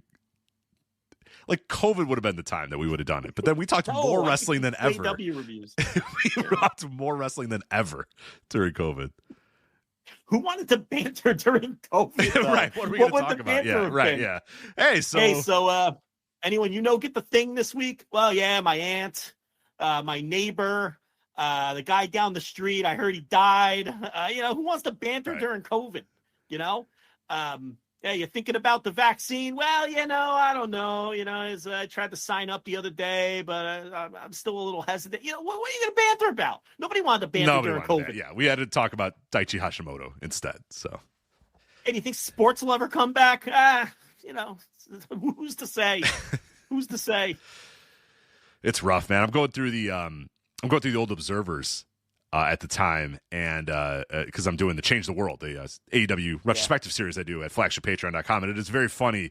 Maybe not funny, but looking back at Dave trying to talk about COVID and how it's starting, and it's just like bubbling up, and every single month in the Observer, he's like, yeah. Who, by the way, was patient zero. Dr. Patel. Yeah. Shout out Dr. Patel. Whatever happened to Dr. Patel? Oh, Dr. Patel, you're right. Yeah, what happened to that dude? His star kind of faded. Yeah, when COVID went away. He was everywhere, man. No more Doc Patel. So I feel like we had Doc Patel on Wrestling Observer. Alex Patel, Dr. Alex Patel. Yeah. Yeah, absolutely. I believe he was Canadian, if I'm not mistaken. Dr. Alex Patel, I wonder what he's up to these days. Well, good for him. Hope he's doing well. Hope Dr. Alex is doing well. But it's just funny to hear Dave be like, "Well, yeah, there's some stuff going on here, but surely in a week or two things should probably clear up." And it's like, well, okay, a couple shows got canceled, but surely WrestleMania will still be fine. You're just like, "Oh, Dave, no," And he's like, "It might be a couple weeks, might be a couple months, who knows?" And it's like, "Oh no, it's just so bad to read." In hindsight, and I'm really regretting. I'm now going to have to get into, because the show I'm reviewing that will be up hopefully pretty soon is Revolution. That's the last show before the whole shutdown, and then I have to review like 5 or 6. More than that probably. AEW pay-per-views with no crowds, which is going to be real rough to go back, because I haven't watched any pandemic wrestling. I don't know if you ever went back and watched any of it. I never have. No, not even a second of any of it. Yeah. Can't do that. I saw some people doing it because they're like, it's been the 5-year anniversary. Do you want to go back? No. Dear God, no. Why would I ever want to watch a second of pandemic wrestling ever again? No, I'm good. So I seriously got breaking news this time. Okay. I just got a text message. This is insane. It's from Hervé Renesto. The Hervé Renesto. Ready for this one? Yeah. What do you got? The Hervé Renesto. Yes, the Hervé Renesto. As featured on November to Remember. There it is. Wow. All right, here we go. He said, "Hey Joe, how you doing? Wanted to give you a heads up. I will be going back to the ECW arena for the first time as a participant for a wrestling event after 32 years. How crazy is that? TWA WrestleCon and the One and Done show. You guys may want to cover it. Twisted Steel and Sex Appeal will reunite." Oh my God. Show. Hell yeah. So Hervé Renesto and Donnie Allen, Twisted Steel and Sex Appeal, are reuniting on the TWA show at WrestleCon 2025 on May 3rd. I got to tell you. I see it here. ECWA is the one holding it. You got to get there. You got to be there. I got to tell you. This would have never happened if I didn't track this man down. I reignited his flame and his love for pro wrestling. And now, super obscure 1993 ECW tag team Twisted Steel and Sex Appeal is going to ride again in the ECW arena. Can you believe that? That's unbelievable. That's great. Oh, this looks like a hell of a show, man. Joel Goodhart is running it, by the way. This is now you know what we've tapped into all of the nostalgia of the Attitude Era and the peak of ECW and all that sort of stuff. It is time. We are getting late 80s, early 90s tri-state nostalgia now, and I'm here for it. It's about time. Again, a tri-state reunion show and Twisted Steel and Sex Appeal coming back together. How about that? That's unbelievable. Hervé Renesto, who I befriended after I tracked him down and got, all that information for I like that he's reaching out to you. He's saying, "Hey, Joe." Just so like literally just now. We're talking about Stone Phillips and whether he fucks. And not whether he fucks, how he fucks. He definitely fucks. We're just not sure how good the fucking is. You said he was asexual earlier. You did say that. Yeah, I'm not positive that he fucks. The last time that Twisted Steel and Sex Appeal teamed up in the ring, they lost that 2-on-1 handicap match to Stan Hansen on August 8th, 1993. There you go. And they come back together again. Can't get the rematch. How about that? Well, I guess. Well, you think Stan can get in there? Yeah, he could get in there and job to him, right? The big question for me is, will Twisted Steel and Sex Appeal get their first ever win after 32 years? I think Stan should do the job for them. I think Stan should come in and do the JOB for him. I can give them their win back. I think that's what they should do. He can't possibly be protective of his spot anymore, right? I mean, it's either that or track down Miguel Perez Jr. and Mr. Danger Mitsuharu Matsunaga to give them their win back. Well, that's pretty good though too. How great would that be? Mr. Danger. If they booked Mr. Danger, are you there? I mean, you got to be there no matter what, but. Do I need to go to that? You have to go to that. Are you kidding? Yes. Come on. Use it as a way to go see some people, right? Don't you got to see some people out there? Yeah, I mean, it's back home and everything, but. You got to go to that show. Yeah, I got to go to the airport. Oh, come on. Twisted Steel and Sex Appeal for the first time in, 32 years? Get out of here. You're gonna strong arm that? Get your ass over there. I guess we do we have a card for this thing? Looks like we might have a card for this thing. Keep an eye on it. Oh, I'm going to read some of these names. You're going to. Okay, so this is apparently. I've seen the card. Yeah. You've seen the card? Okay, yeah, this is a good card. You can read it off. Go ahead, read it off. All right, I'll read it off anyway. This is I love how they're calling it WrestleCon too for the other show, but this is the TWA Reunion show. All right. All right, for the TWA Heavyweight Championship, South Philly Street Fight, Breaker Morant versus Chris Wilde. I think those are just normal guys, right? Modern guys, probably, yeah. But apparently it's Breaker Morant's final match of his career, though, too. So the last chance to see Breaker Morant. TWA Alumni Lumberjack match, Tony the Hitman Stetson versus Michael the Boss Tartaglia.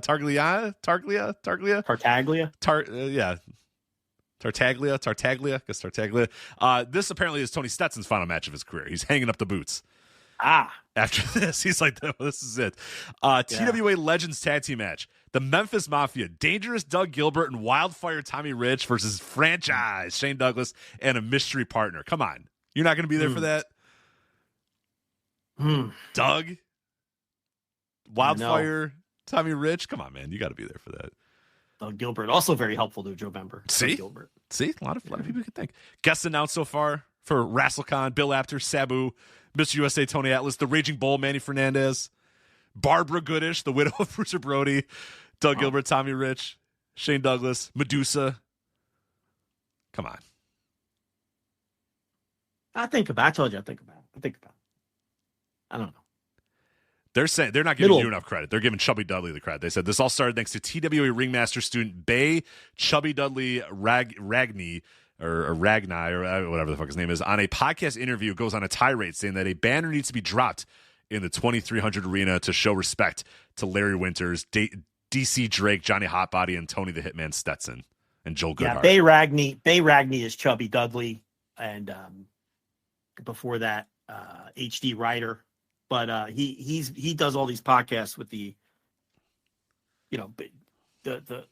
pre-Heyman ECW guys, and he did do one with Hervé Renesto too at one point.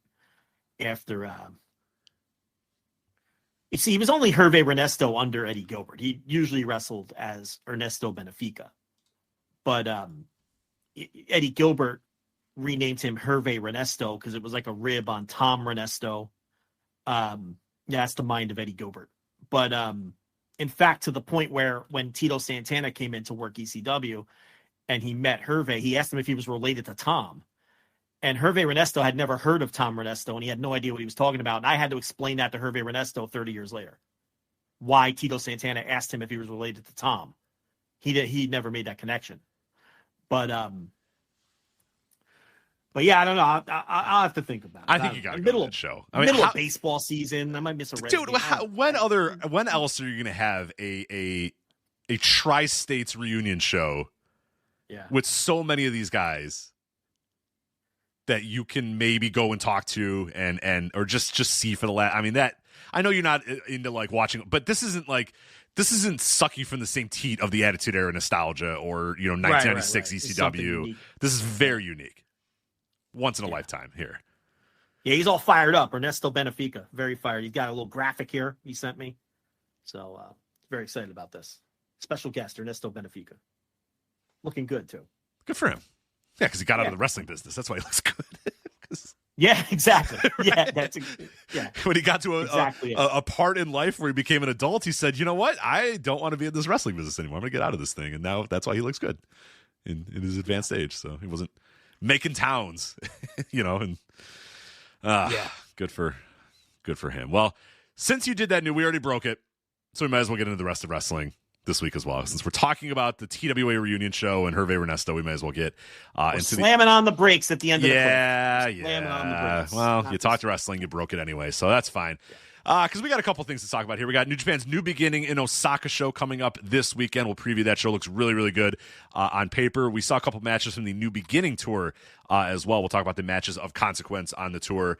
It's a couple title matches that have happened. Fantastica Mania lineups. We have a couple of the final two nights, I think, of Fantastica Mania. We have the full lineups for those shows as well, with heavy MLW involved as well. So if you're thinking, oh, man, that World of MLW doesn't stop, it does not. I assure you, it does not, and it is global, and it will be everywhere in February.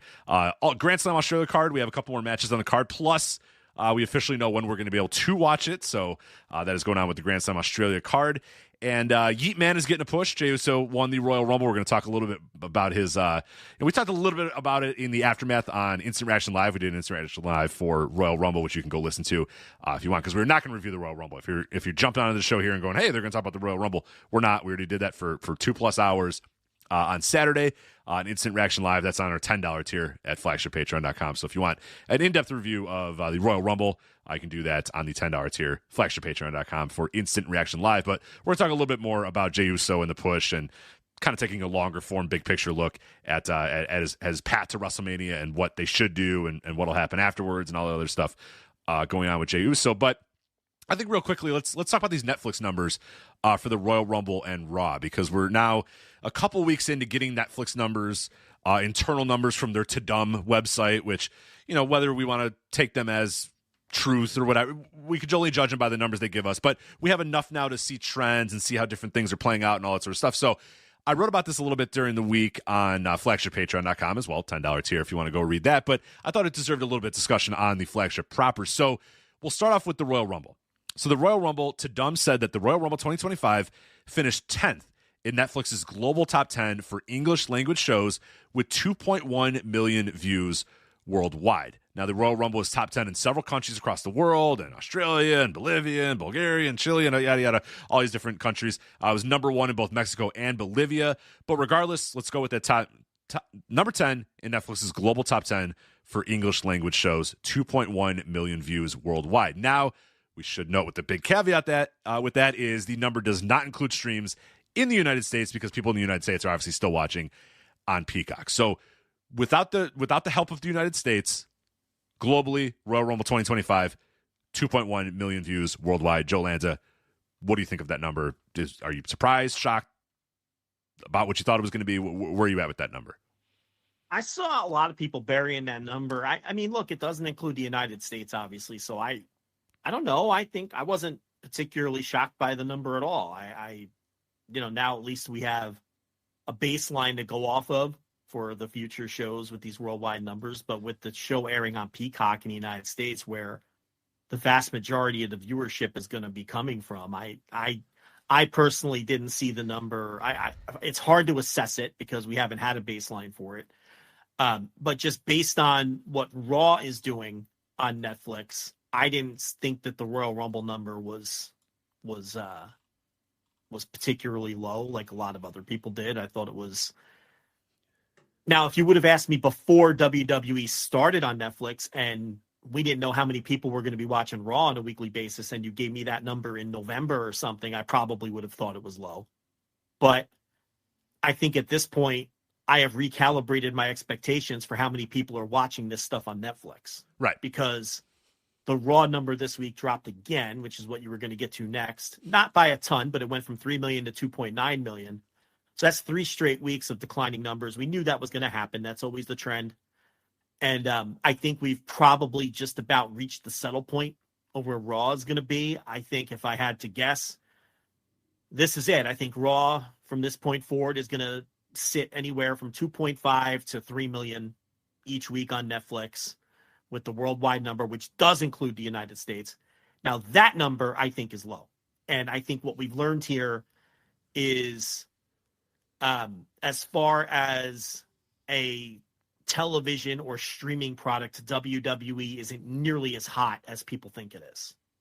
Because 2.9 million people worldwide for Raw, and this is about where they're going to settle, is not that many people.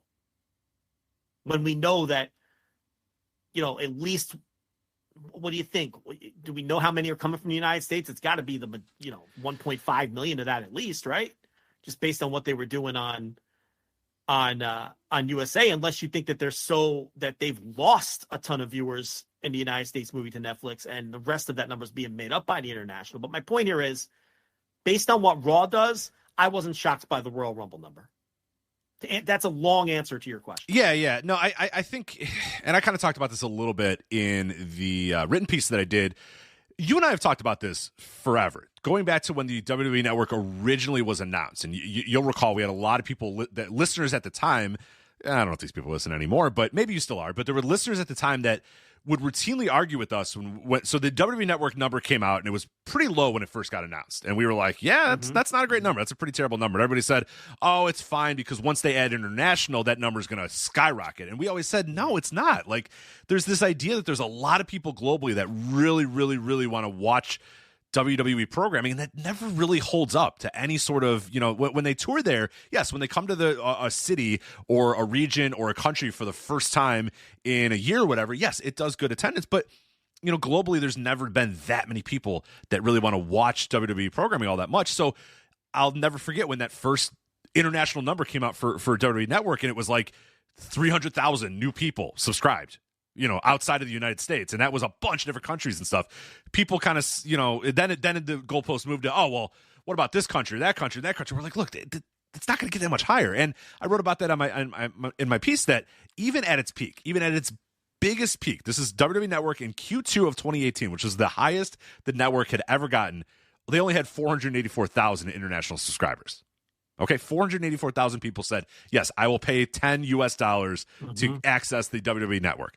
During that same time, the number of U.S. subscribers is about 1.3 million. So we just know there was way, way, way, way, way more people in the United States that wanted to watch WWE programming and pay for the network. And I think we're kind of 3 times as many. Really. Yeah, right. And so I think we're kind of seeing that again reflected in these Netflix numbers, where, again, this whole idea of when the move to Netflix would cause all these people from all across the world to finally be able to access WWE programming, and ultimately, 2.1 million people worldwide decided, the Royal Rumble, which is a big pay-per-view, a big-time pay-per-view. And for the record, this is not just live views, because people might say, oh, well, come on, people in Malta aren't going to watch it live or whatever. This 2.1 million views is cumulative. This is over the course of a couple of days, from Saturday until Monday or whatever. So presumably, with the formula they use, which is very similar to the formula Nielsen uses. Right. At least for Raw, and I would assume it would be the same for the Rumble.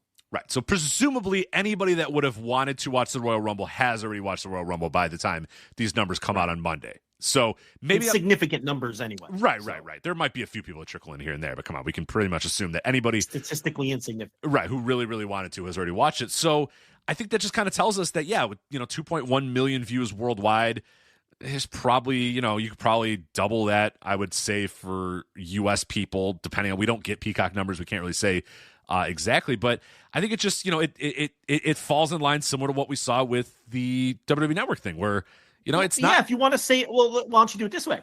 If you want to say, use the same ratio of network subscribers, then it would be 2 to 3 times more for the U.S. And where would that put that? Somewhere around 6 million. What did the Raw Netflix debut do? 5.9 million. So, I mean, if you want to look at it that way, if you just want to do, just based on what little we have to use here, I totally believe that there's U.S. viewers who are dropping in for the Royal Rumble that aren't watching Raw every week. It's the Royal Rumble. It's their second biggest show of the year. So, that's the thing. This gives us a baseline for the worldwide numbers for Rumble. The only other pay-per-view there's only one other pay-per-view that's going to do more than this, and that's WrestleMania. All the others are going to do less than this. Of course. Maybe SummerSlam now is kind of on par with Rumble. Let's say that one will do the same. But every other one is going to do less than this and not be in the top 10, probably, when it's all said and done. I think Raw is going to not be in the top 10 most weeks. It's barely in it now. Yeah, let's move on to Raw now, because I think that to me is very significant. I talked about this last week, that I really, really, really wanted to see what this week's show did, or last week's show, I should say, because we're always a week behind, because this was going to be the first one without significant sports competition. This is going to be the first one that doesn't have Monday Night Football, doesn't have college football, doesn't really have anything big against it. Last Monday was, almost nothing. This January 27th show. Free and clear. Almost nothing, free and clear. And, 2.9 million views, number 9 in the global rankings. Now, we'll just recap all the ratings right here. January 6th, debut, 5.9 million views, number 4 in the global rankings. January 13th, 3.7 million views, number 4 in the global rankings. January 20, 3 million views, number 7 in the global ranking. And now here, January 27, 2025, 2.9 million views, 9 in the global ranking. To me, that is the Royal Rumble thing I don't really care that much about. I just kind of went, we'll see. To me, without knowing any other baselines, we can't say, and we'll see what happens when Elimination Chamber or whatever gets on there. But that Raw number on the January 27th, that should have gone up, because you were no longer against anything big. You were not against the college football playoffs, that had a massive ratings, all these sort of things. You were all alone. Mondays, this is when the momentum starts now.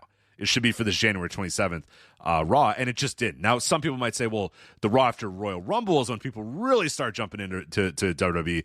Okay, fine. We'll see those numbers here coming up in a couple days. But I would say that January 27th, to have that drop in both global ranking and overall views, lets me know that that's not good. And you're right.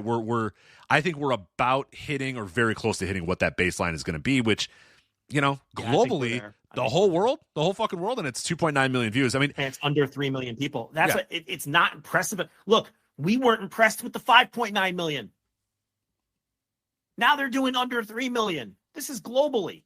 And as you said at the top, we kind of have been more bearish on the idea that there's this enormous amount of international viewers. I think these have to be shockingly low numbers to people who thought that moving to Netflix was going to lead to some kind of enormous influx of new viewers because it was worldwide.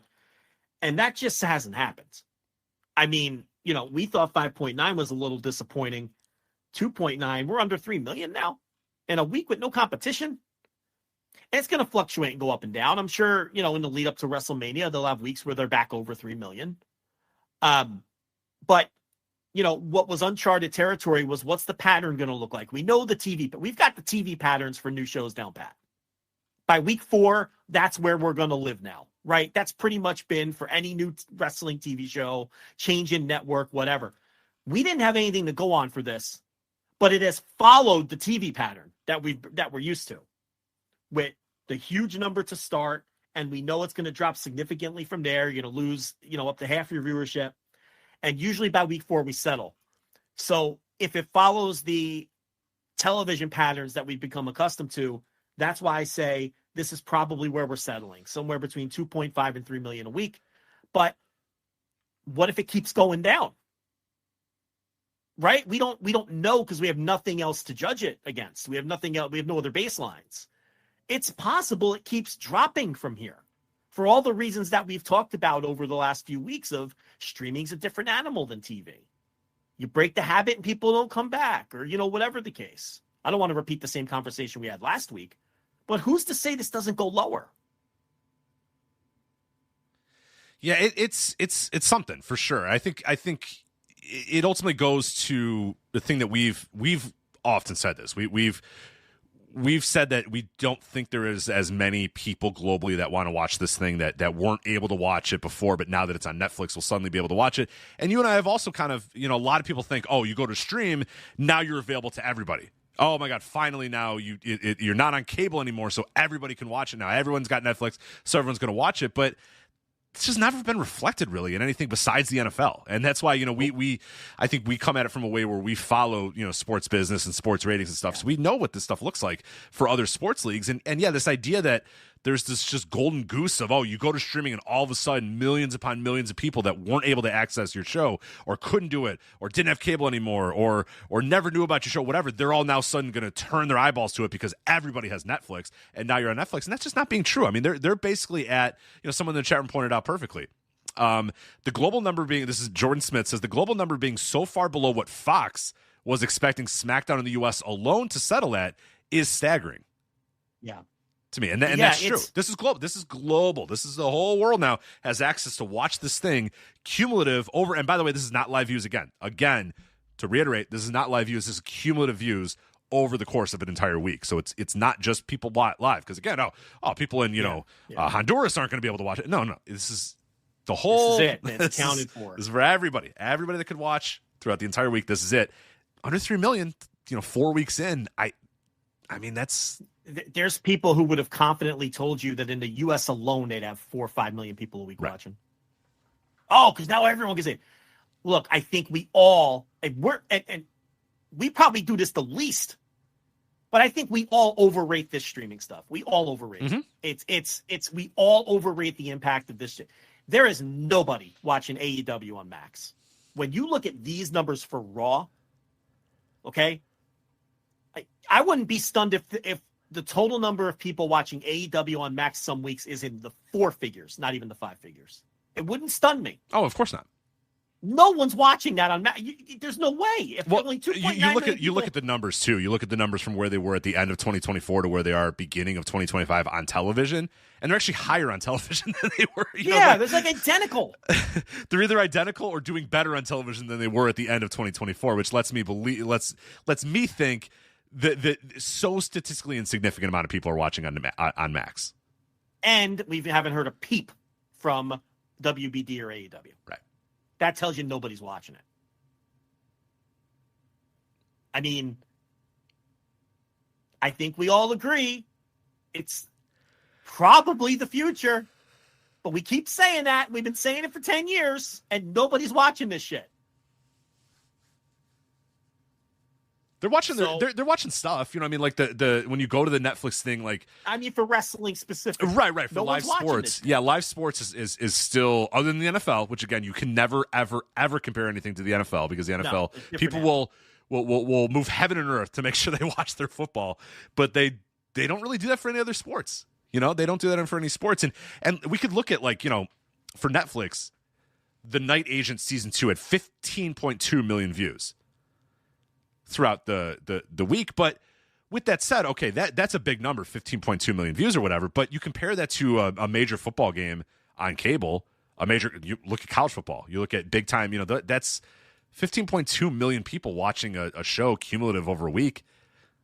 Yeah, it's not, it's not that impressive. It's impressive because you see that number and you go, whoa, but you look at, look at what the NFL playoffs did ratings wise.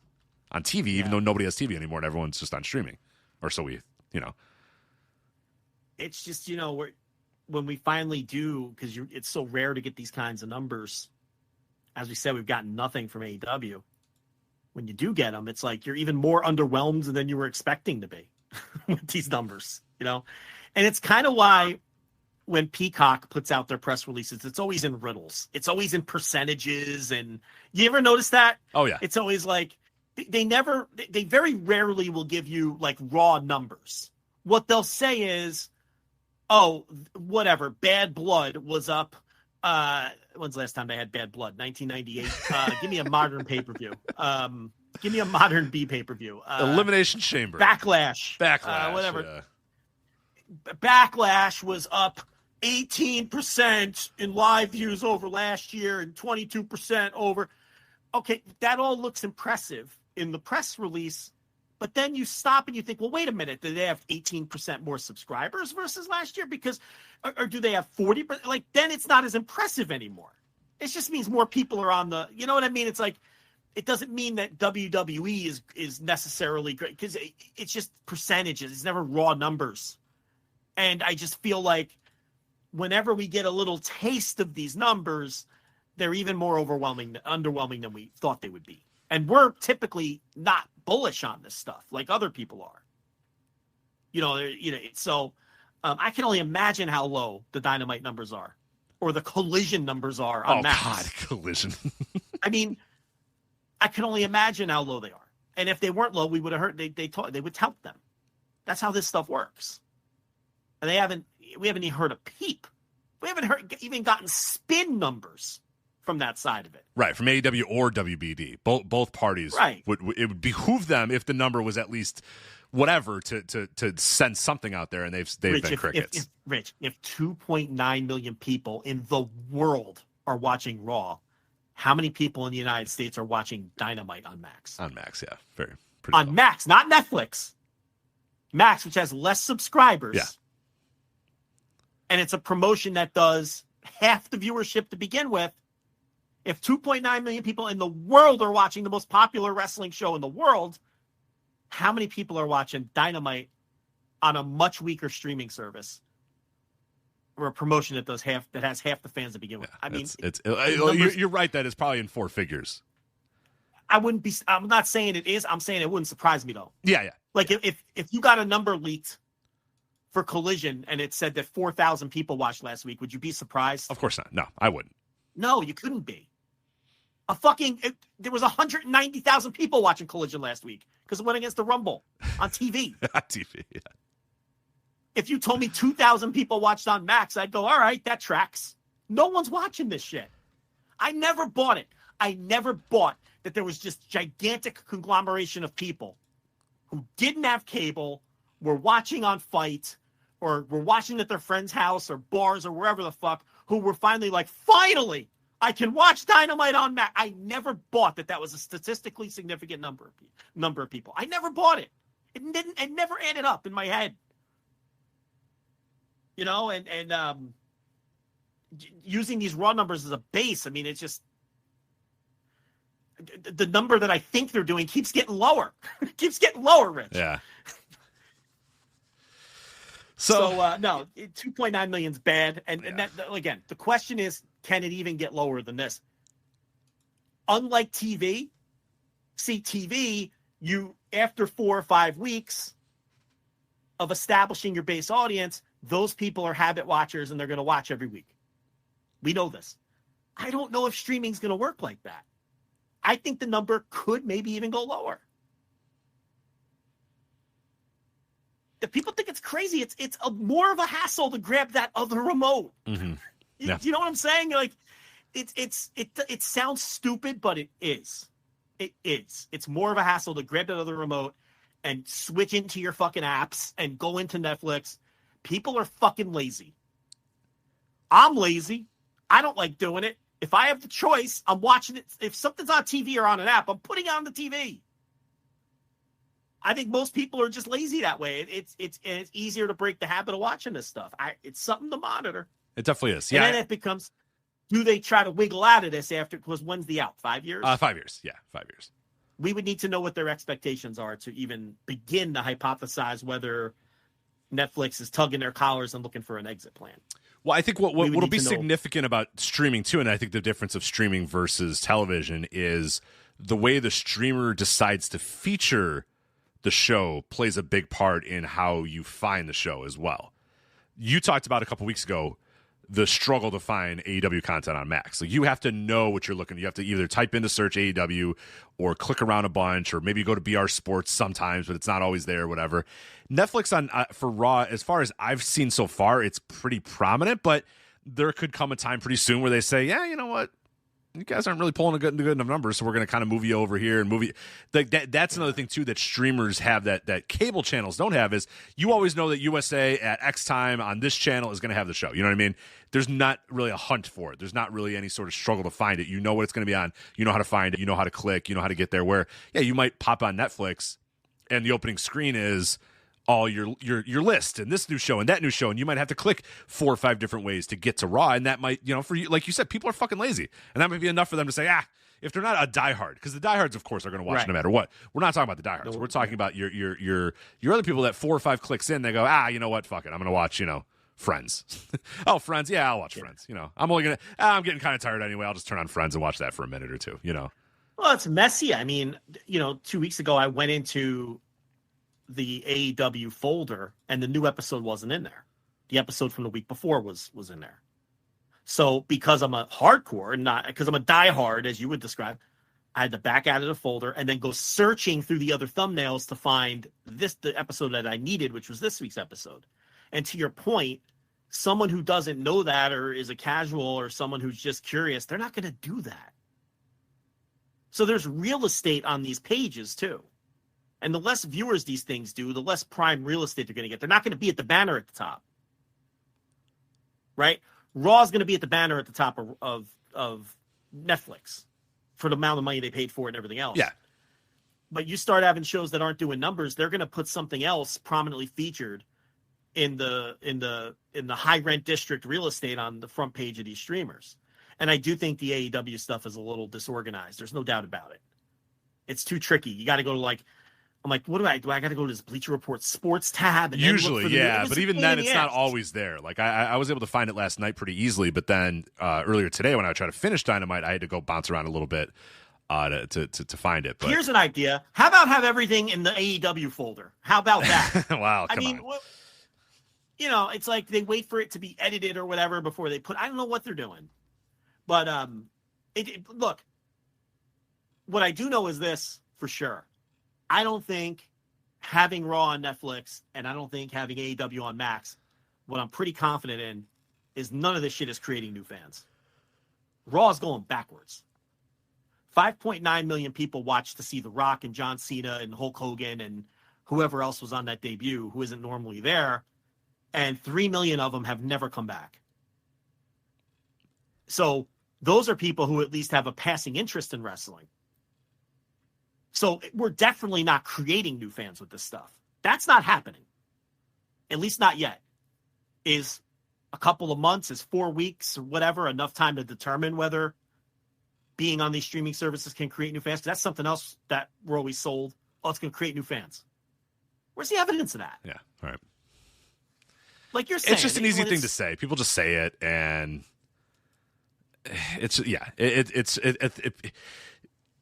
it's just the idea that it should be I think a lot of people project what they do in their lives onto everybody, and it's like, oh, well, I cut the cord and I only watch things on streaming, so everybody is exactly like me now. It's like, oh, hold on, right? And my other 4 friends who are the same age and same income bracket and same upbringing as me are in the same boat, and then they extrapolate that to everybody.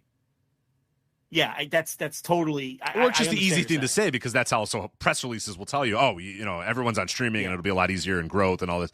So it's just easy to say, and no one's gonna, like, people will argue with us when we say no, that's not gonna be. And this what the fucking WWE Network again? It's right back to what we were having, the same discussions we were having back in 2014, where we were saying of how low that was. The number is going to be way lower than anyone's expecting. People were like, no, it's going to be 5 million and 4 million and 6 million, and it came in and it was under 1 million. Remember that first number? It was under like 1 million. It was like 980. It was 880,000, I think, right? Wasn't that first number? I gotta say, we were probably even more bullish on it than we thought. But once we saw that first number, that was our eye-opening holy shit moment of this thing is not going to take off. When that first number came out, that was under 1 million. I think it was 775,000 or something. Somewhere around that range, yeah, 700,000 or 800,000 or something. And then we were like, whoa. And we were like, oh my God, this thing's not going to work.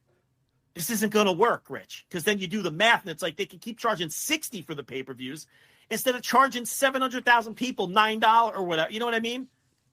It's like, this isn't going to work. And then it never worked. Even at their peak numbers, they never came anywhere close to what they needed to do. And then Nick Khan came in and said, fuck that. Why are we doing this? Fire these goobers. We're doing 2-for-1 These guys coupons. fucked you over for 10 years and made you lose a lot of money. Get these fuckers out of here. And they were gone. Barrios and Wilson hit the fucking bricks. And then, yeah. He's like, we can get these other assholes to pay us more than this. Right. These idiots are going to pay us a lot of money, and we're out of this business.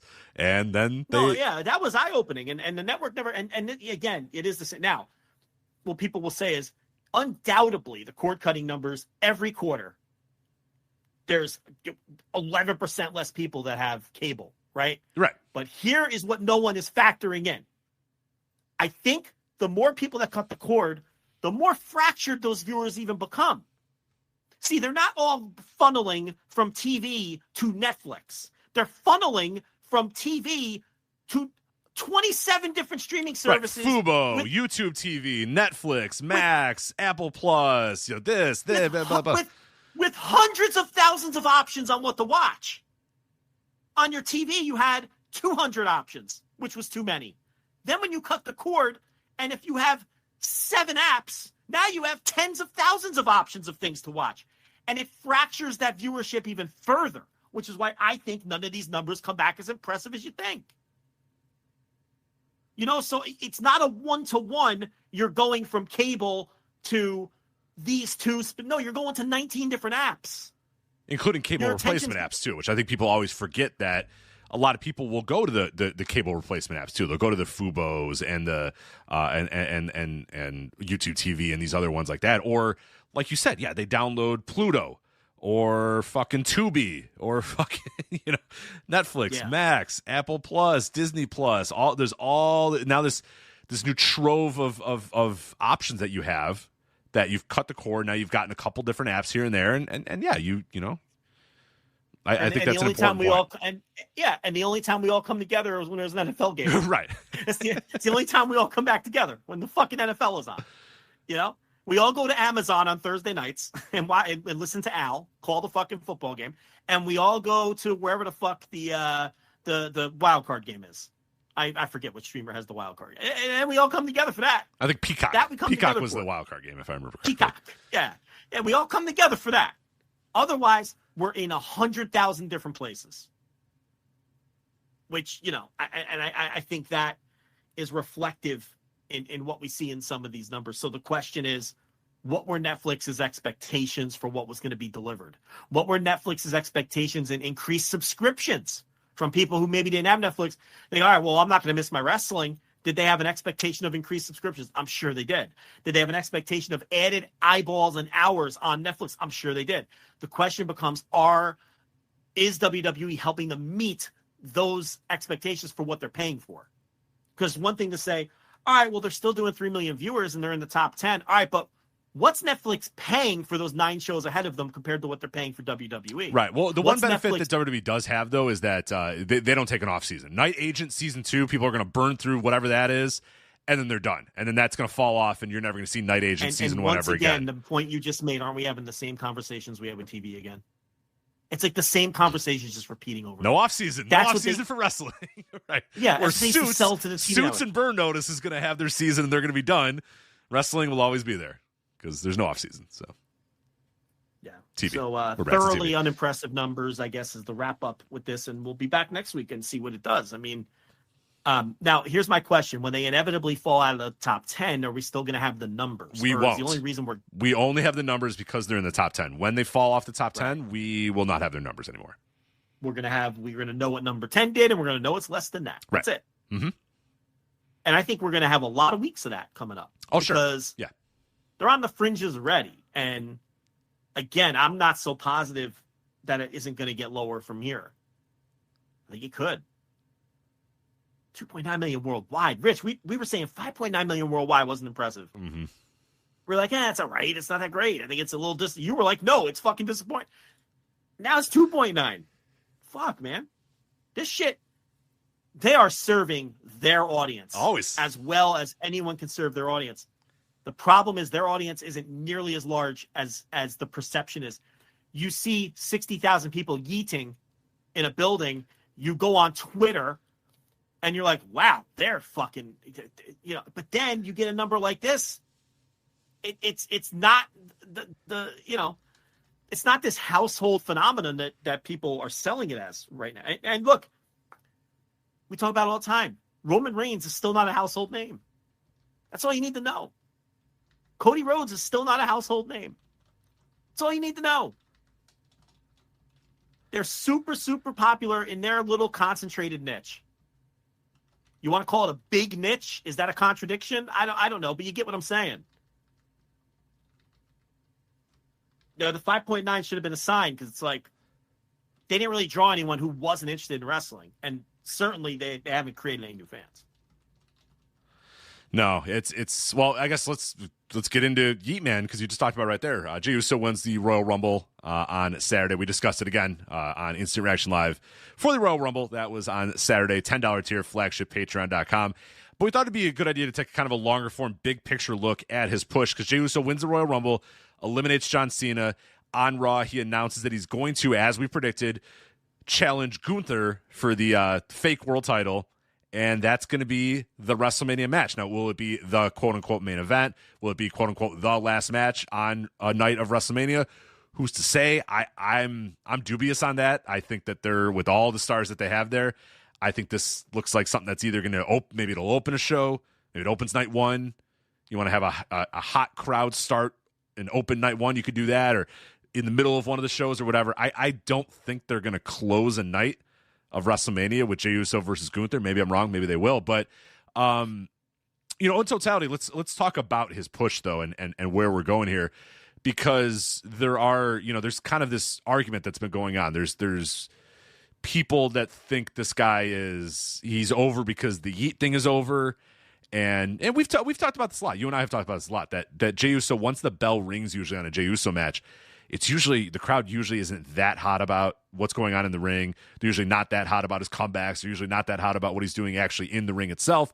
And it's really just an opportunity for them to yeet when he comes out, and then he wins, and then they yeet again. But they're really not invested in him as a character and him and as a wrestler. They're invested more so in the yeeting, which is one argument that people make. People also make the argument of, look at, his big match track record as a singles wrestler has not been good at all.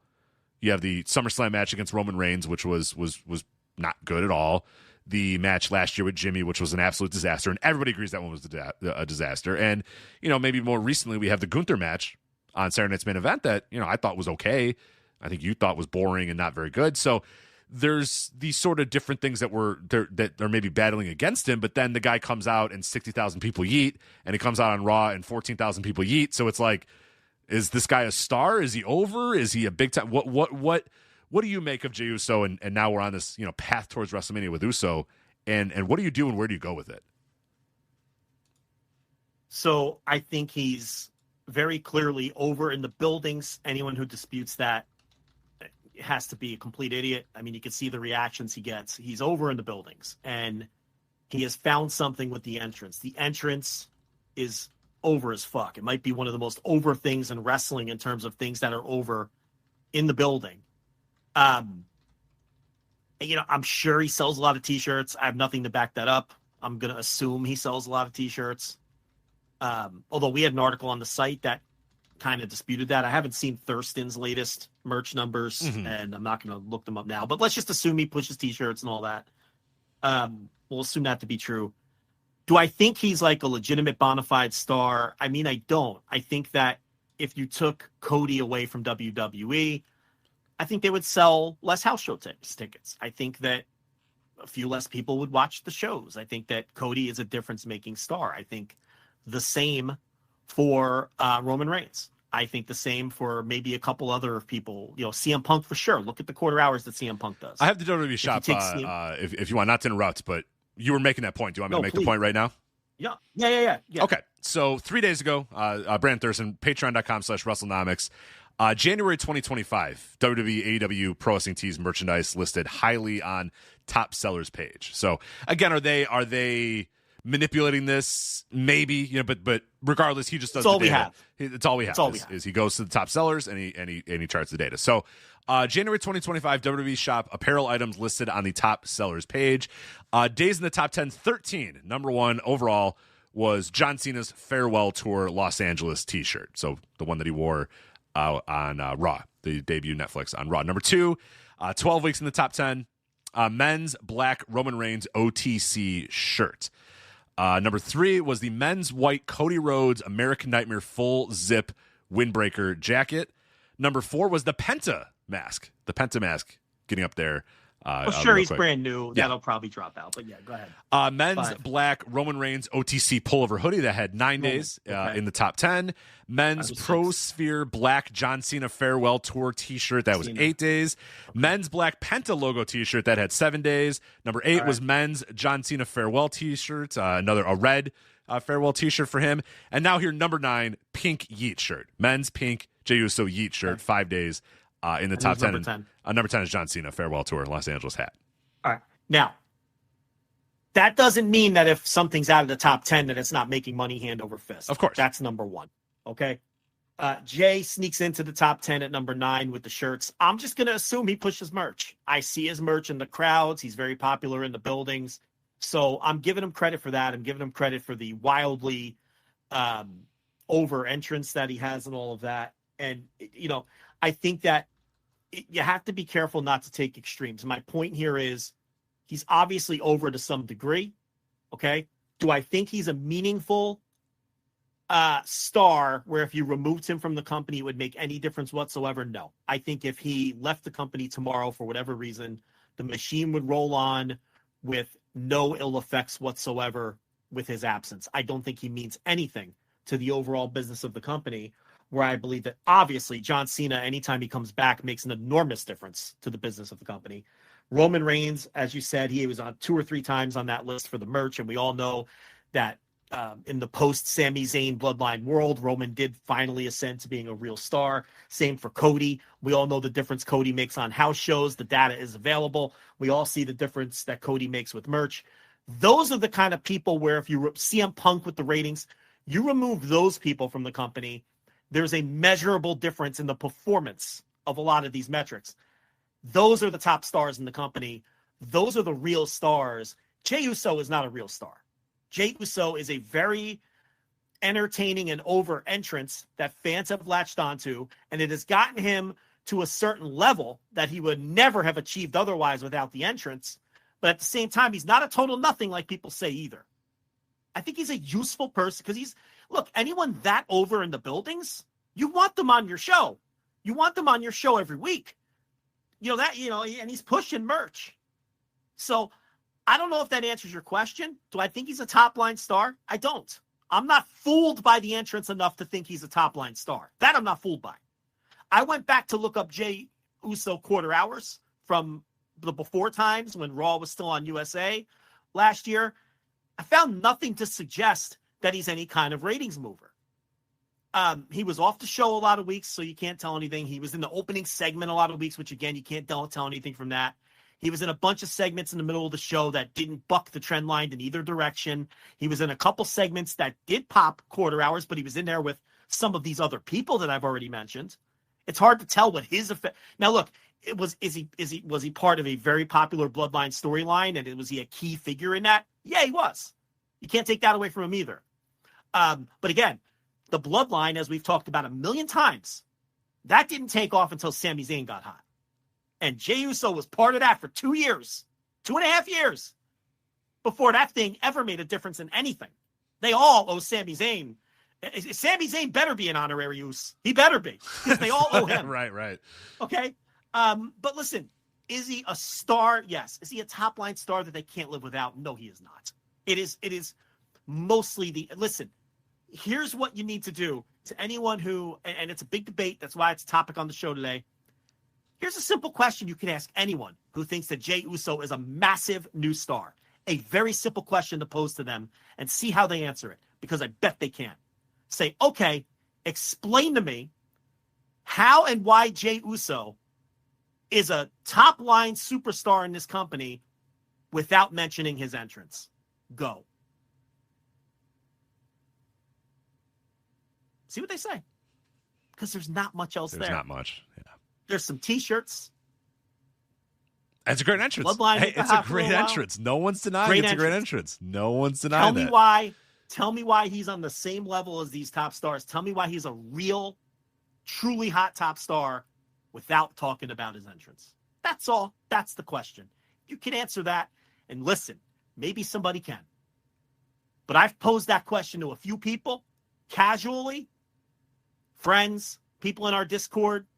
No one can give me an answer that satisfies me. You really get stumped if you take that part of it away. So well, and the other thing I would tell those people too is, you think he's facing Cody or Punk or Roman or The Rock or those kind of guys at Mania? No, he's not. No, he's going to Gunther. He's facing Gunther, fake world title, and in a match that will either open one of the shows or, as we discussed, it could close night one. But the match underneath it, we know will be the real main event, because what they'll do is they'll put respect on that title. They'll put respect because Jay's going to win. Let's get that out. He's going to win for sure. I think it should open night one. For the record, I think it should open night one. I think that'd be a good way to get out of this whole question that we're having and have it be right out of the gates. First thing you see at WrestleMania is the crowd going absolutely apeshit and Jey Uso winning the title and all that sort of stuff. I think it'd be a great way to open a show, honestly. I agree. But I would argue that it should end night one, and because here's the thing. We all know that Roman and Punk, whether Seth is involved or not, whether it's a three-way or a singles, it's going to be Roman and Punk. We all know that's the real main event, whether it goes on semi or last.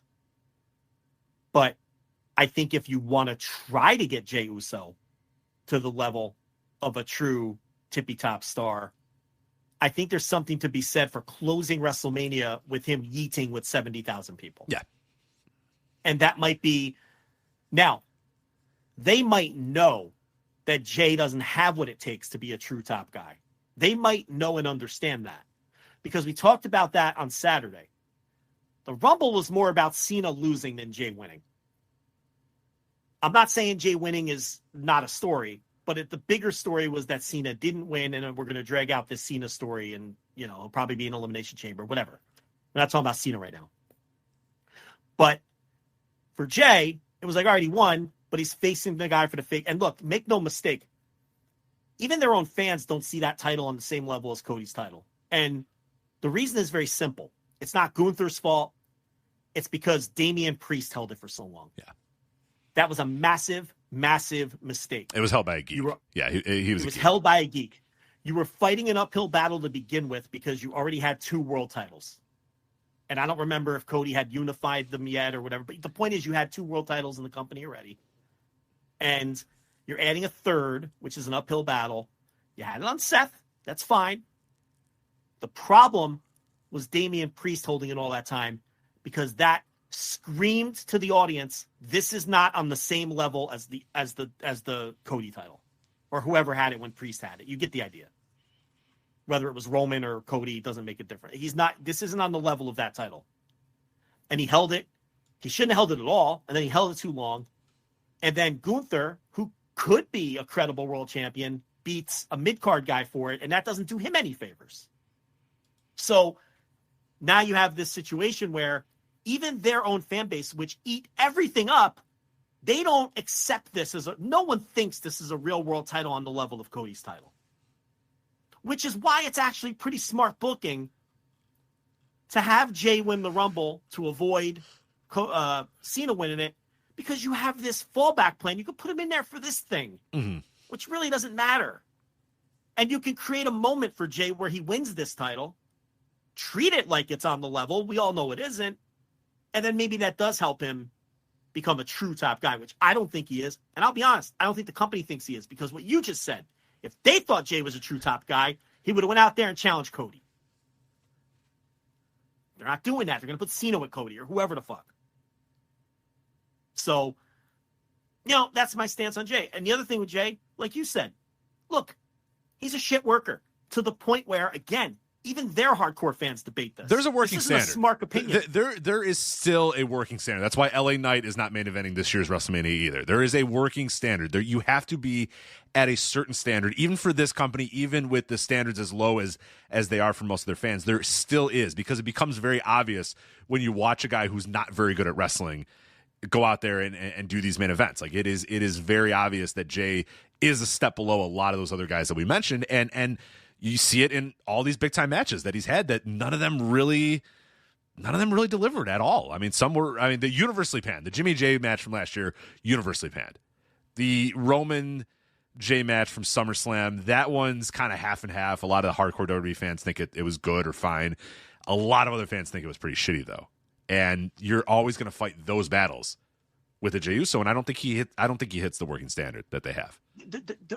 It's very simple to know how he doesn't. Even their own fans debate it.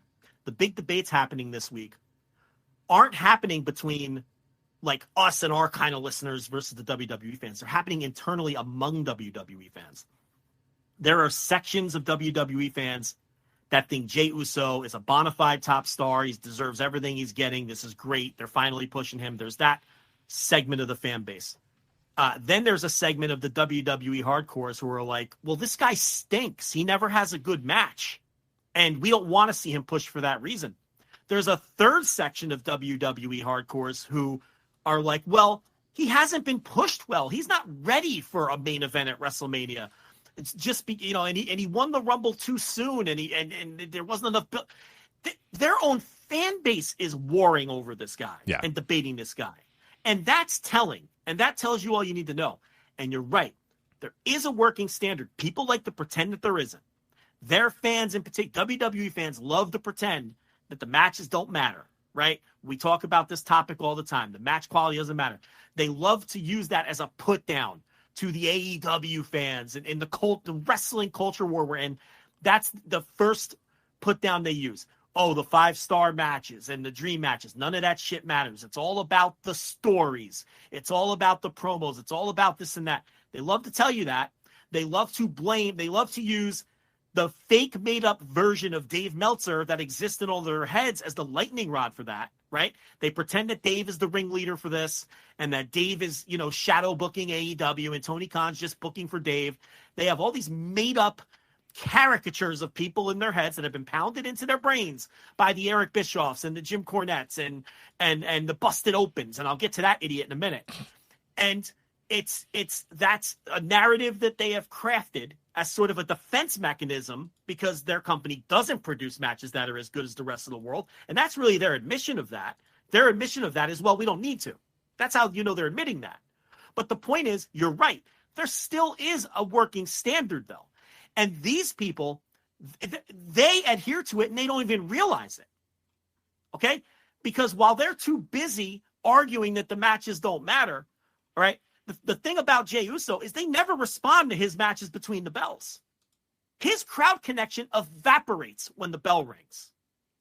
His charisma flies out the fucking window when the bell rings because he doesn't have it. Compare him to someone in his own little universe and substance. Compare him to Jacob Fatu, who has all of the crowd connection in the world when the bell rings. He just doesn't have the yeet entrance. Okay? That's a guy who meets the minimum working standard. That's a guy who's going to connect with fans bell to bell when they finally give him a push. And I think that they're going to, because I think that they see it. As long as he doesn't self-destruct. But this made-up idea that it's, the 5-star matches don't, they're right. 5-star matches don't matter. A pile of great matches don't matter. But there still is there is a working standard that does matter and does exist. And that comes across in your crowd connection. And your crowd connection and your charisma is part of your work. It's not just execution of hip tosses and arm drags. It's all part of the picture. And Jay's lacking in all of that. Yeah. He's not a great fundamental wrestler, and he lacks in crowd connection once that entrance is over. And that's a problem. And that, I think, is one of the barriers that is preventing him from ascending to being a top guy. And, that dope on Busted Open, Dave LaGreca, I don't know if you saw his little rant I did. that was going around. Unfortunately. I mean, And that's the thing. WWE has successfully co-opted places. Look, Busted Open. Let me be clear. They're full on 100% in the bag at this point. It's over. Rich, the mask is off. They're doing pre-shows. The fucking mask is off. They're not even hiding it. They've done an NXT pre-show. They've done a WWE main roster pre-show. I mean, we all know Bully's a worker. You can't take anything Bully says at face value because he's a fucking worker. That's LaGreca didn't used to be like that, but he's bought in because that show's bought and paid for. You know, whether they're taking money or not to do those pre-shows, and I'm sure that they are. It doesn't matter. They're bought and sold. They are completely co-opted. So Dave LaGreca, who's a guy in his early 50s, who grew up watching Mid-Atlantic Wrestling and TBS Wrestling and loved pro wrestling his whole life, and would go on Busted Open and talk about old angles that he liked and how he loves pro wrestling. All of a sudden, this guy is shouting at his audience that matches don't matter, and it's all about the promos, and he wants more promos, and he wants more story, and he wants less matches in his come on. That guy sold out. I know that's an old, used up, overused term, but that's exactly what he did. That show's bought and paid for. They're completely co-opted. They're part of the machine. They're completely full of shit. And now we know the mask is off. He made a fool of himself. He flushed any credibility he had right down the toilet when he says something like that. You know, he went out there and screamed. The things that he said in that little rant are things that 15-year-old Roman Reigns avatars say on Twitter. Right. It's completely preposterous. So, but that's where Busted Open's at. I mean, they can be, but they could be completely ignored. They're in the bag. I think Tony Khan stopped going on that show. He saw what was happening with them. Why would he go on that show? What, to get ambushed? Meanwhile, 2 days later, they're going to go do a WWE pre-show and take the money.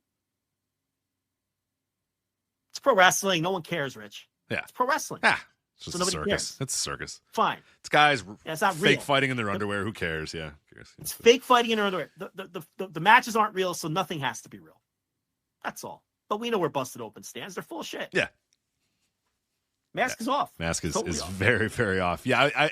So I was going through and looking at at Jey Uso's most recent pay-per-view PLE singles matches, and there's not as many as you might think, mostly because he's either in tags or bloodline stuff, or they don't want to fill up buckets.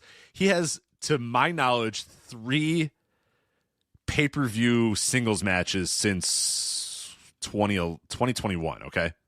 Only 3. He's got SummerSlam, WrestleMania, and Backlash France. So SummerSlam 2023 was the Tribal Combat match with Roman Reigns. Now, you and I both hated that match. Vividly remember hating that match. Dave Meltzer went 2 3/4 on it. Cage match went 4.58 on it. That was back in the old cage match, too. This is when, so 4.58. It was even divisive in their own community of WWE. Right. So we can agree that was probably you would call that probably a disappointing or underwhelming match, right?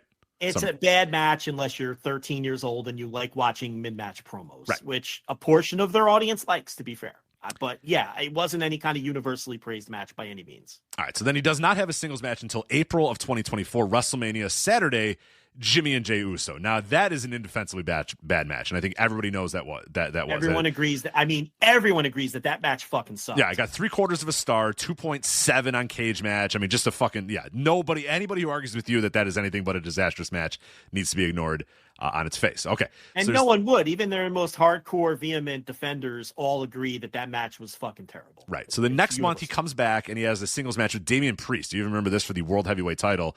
This one got 3.25 stars by Dave, 6.71 on cage match. I don't know if I remember a ton about Damian Priest versus Jey Uso, but whatever. We'll call that. You want to call that good or adequate? Fine. Okay. So that is his last 3.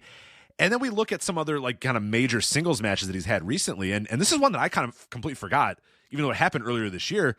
He had a match with Drew McIntyre on the debut Netflix Raw. Remember that match? That match was bad. Mm-hmm. It was not a good match at all. It's terrible. Terrible match with the roll-up finish. It was bad. Yeah, terrible really bad and match. boring. And the match versus Gunther, This Saturday guy Night's Main Event. stinks. Terrible and boring. I mean, it's terrible, boring match. So those are kind of, in my mind, those are the 5 sort of highlight big time either pay-per-views or major, events where a Raw debuting on Netflix in the Intuit Dome, Saturday Night's Main Event, spotlight matches, whatever you want to call it. Yeah, he big spot doesn't deliver in those matches, and that puts a ceiling on where you're going to be. And someone in the chat room brought up a good point too. If work rate didn't matter, and you said Dave Meltzer's mentioned this before too. Everyone's mentioned it before. If work rate didn't matter, Dom Mysterio would be in the WrestleMania main event because he's the most, he's the biggest heel in the company, right? Gets the most. Or he booze. would have been. Like I think we're past the Dom. It's cooled off now. The idea, I understand the idea. I don't want to derail. The idea is at some point he would have been the top guy. He would have been the top heel in the company. But you can't trust him in the spot. There's a working standard, and the people who argue so hard against it, they don't even realize that there is one. It's like they're looking past it because they're so fixated on shitting on the culture war. The culture war, what they think Dave Meltzer is, and what they think AEW is. They're too fixated on that, and they're overlooking the fact that there absolutely is a working standard that WWE themselves adhere to. Rich, Trick Williams hasn't been called up. Why do you think that is? He has crowd connection. Their fans like him. Why is he still in NXT? It's a rhetorical question. It's because he fucking stinks.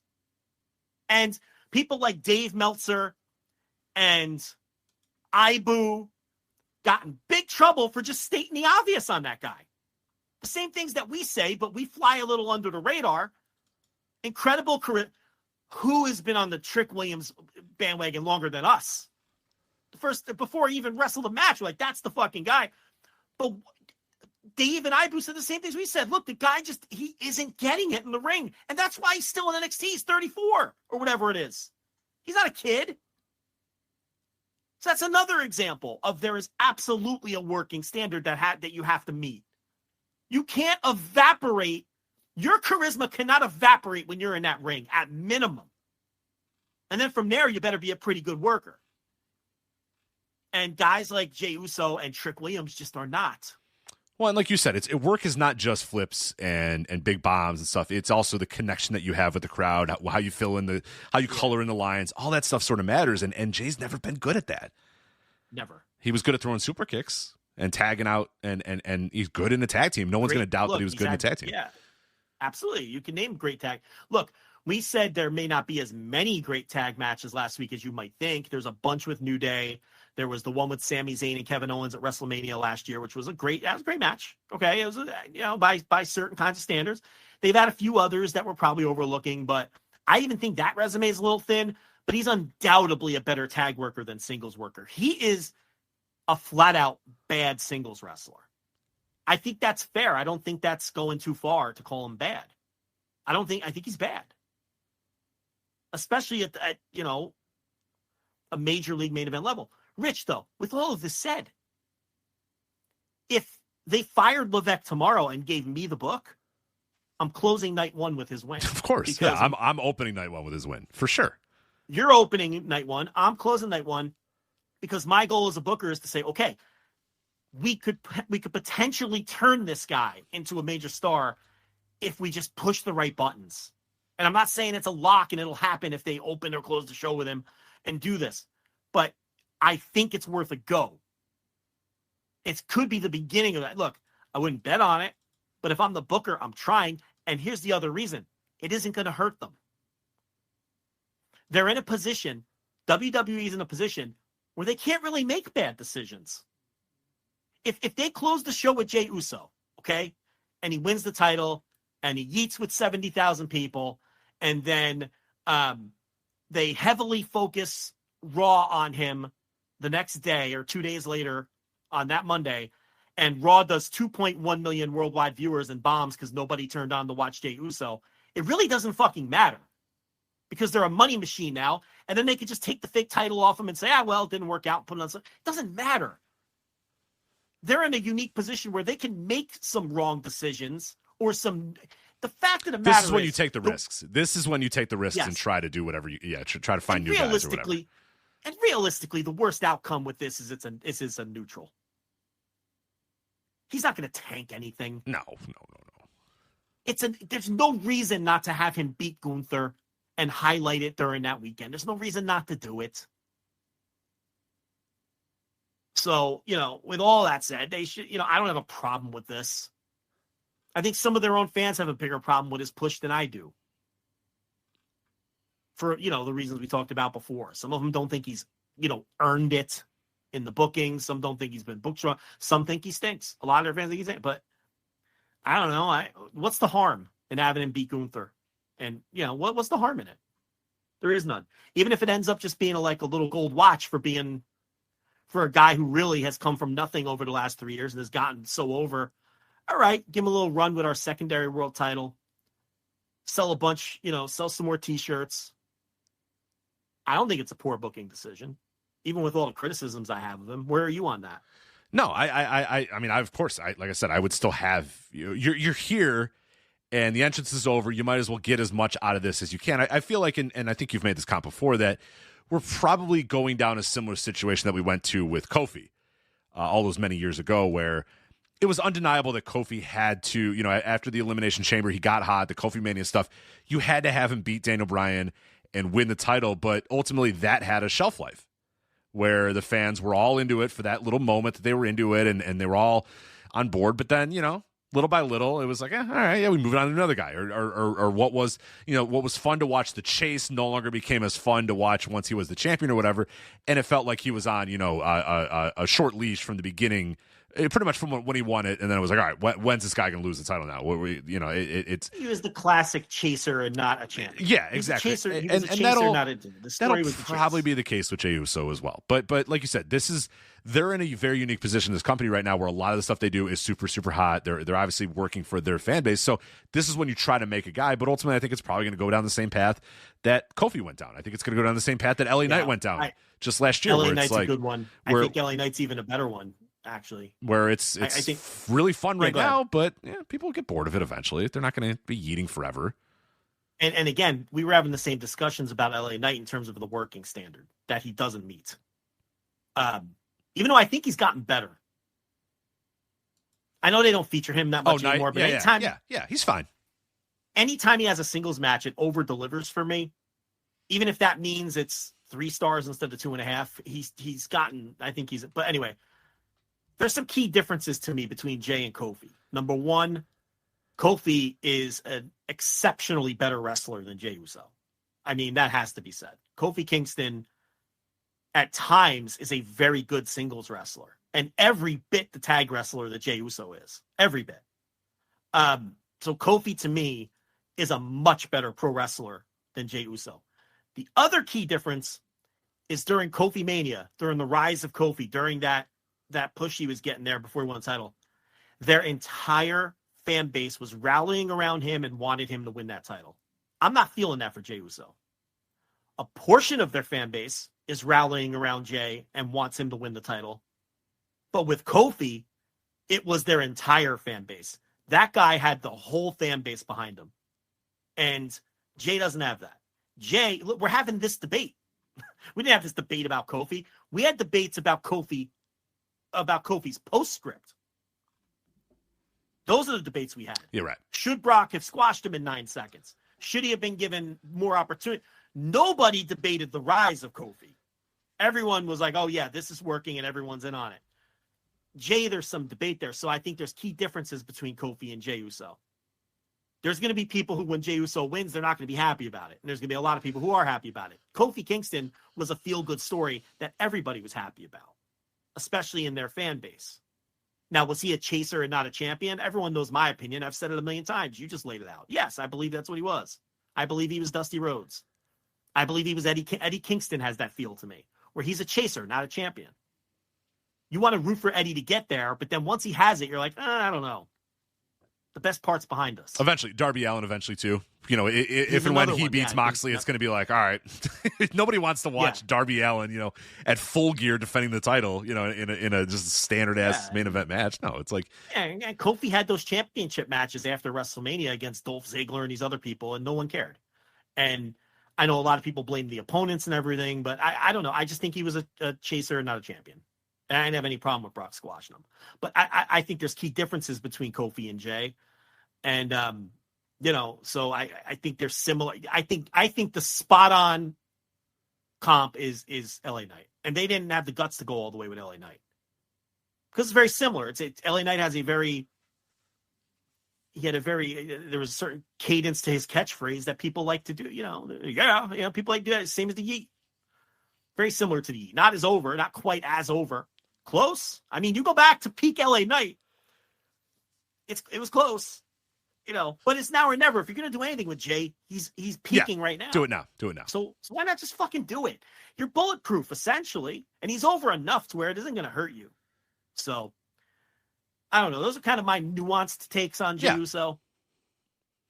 It doesn't have to be black or white, but that's where I basically stand on all that. You got anything else on Jey Uso? No, I think that's that. Yeah, it's kind of, I just wanted to have this bigger discussion because we didn't get a ton of time to talk about it on Saturday as we were just reacting to him actually winning it and weren't sure exactly what direction they were going. But after Monday now, we do know the direction. So I think it's just a little bit easier to get it out in longer form, big picture thoughts. Can he maybe not have another Gunther match that's one of Gunther's least interesting matches of all time? Can he maybe at least do that at WrestleMania? Can we at least get that out of him? Is he capable of that? I don't know. Is he going to go out there and have another 3 1/4 star match? I don't know. Is he? I guess that would be the question. Is he? I don't know if he is.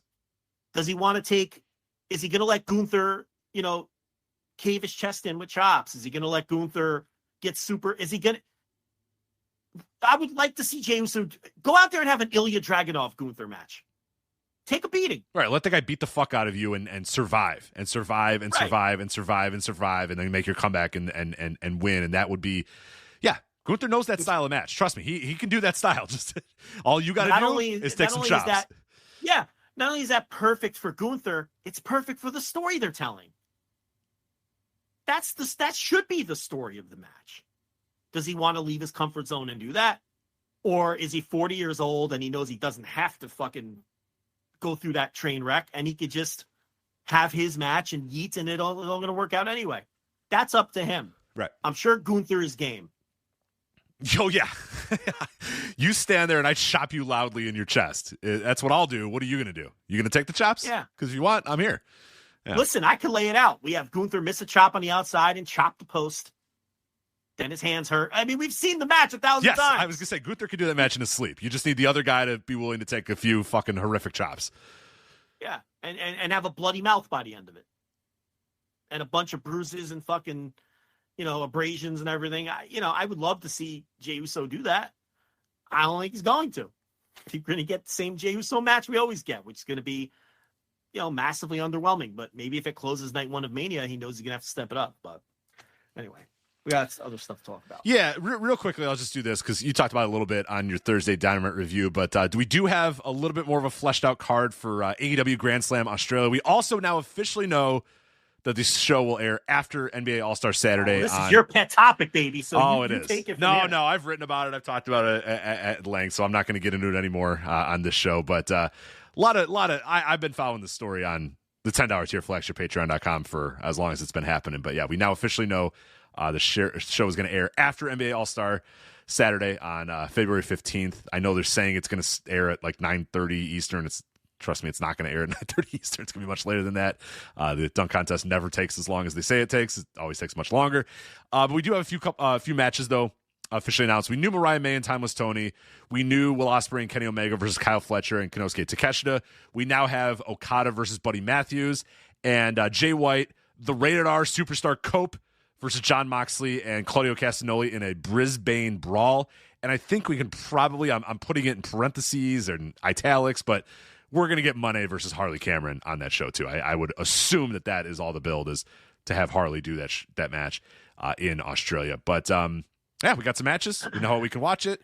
We know the crowd is going to be mostly filled, about 11 to 12,000 people in the building. So, it was a weird path to get here, but we're almost here, and it's probably going to be a pretty damn good show with a really good hot crowd. And it's just the way that we've gotten here has been quite arduous, but we're almost there. I'm excited about it. It's late night wrestling. You throw on the end of the dunk. Oh, you'll be locked in the whole way. Yeah, but don't worry about that. Yeah. You throw in, but for someone like me, I will throw on the end of the dunk contest for the first time in decades and enjoy the end of that or whatever. And then, get some late night 2 hours of wrestling. I'm pretty excited for it. I will stay away from spoilers. I think that if they don't do Monet Harley there, they're going to do it eventually. I mean, that match is coming. but it would make sense to do it in Australia. But AEW has a very interesting week and a half coming up, because on Collision this weekend, they've got Mark Briscoe, Kyle Fletcher, Bandito, Brian Keith, and the 6-man 3-way Dragon Gate style main event with the 3-way 6-man match. With Garcia, Parker, Menard, the Undisputed Kingdom, and Shane Taylor Promotions. So that Collision, I believe, is live too. So there's Collision. Then they're taping Dynamite on Tuesday, I guess, because they want to be able to fly people to Australia. Yeah. So the Dynamite that's being taped Tuesday in Cedar Park, just outside of Austin, and is airing Wednesday, has the Hurt Syndicate versus the Guns, which they set up last night, and the Dustin Rhodes MJF match that they set up last night. And then from there is the Grand Slam Australia with the new matches that you just talked about that were added. So I think that they've really turned it up a notch over the last week, and they've really set up the next week and a half very well. Everything that I've talked about has been well built. And I wonder when they're going to do, I'm curious when they're going to do Big Bill versus Will Hobbs. Maybe we'll get clarity on that this week. Maybe they're flying to Australia, because that's been a well-built mid-card match, and I'm looking forward to watching those two guys. So we'll see when they do Money and Harley. So, I think it's going to be a really fun week and a half if you're into the AEW with some of the stuff they have set up here. For sure.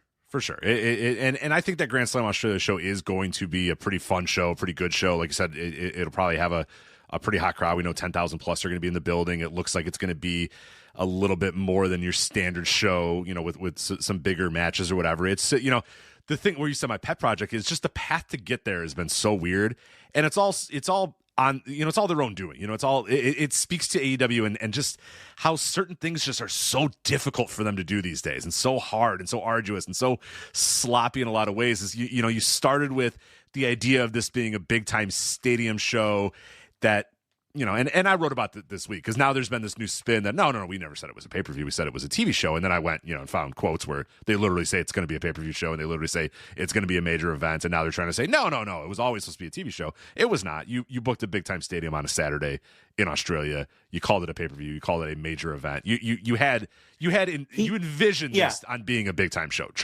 He talked about the logistics of the time difference for pay-per-view. Right, he literally right. talked about it. Don't piss on my leg and call it rain. Like, you said this, and now you can't come back and say, no, we always said it was going to be a TV show.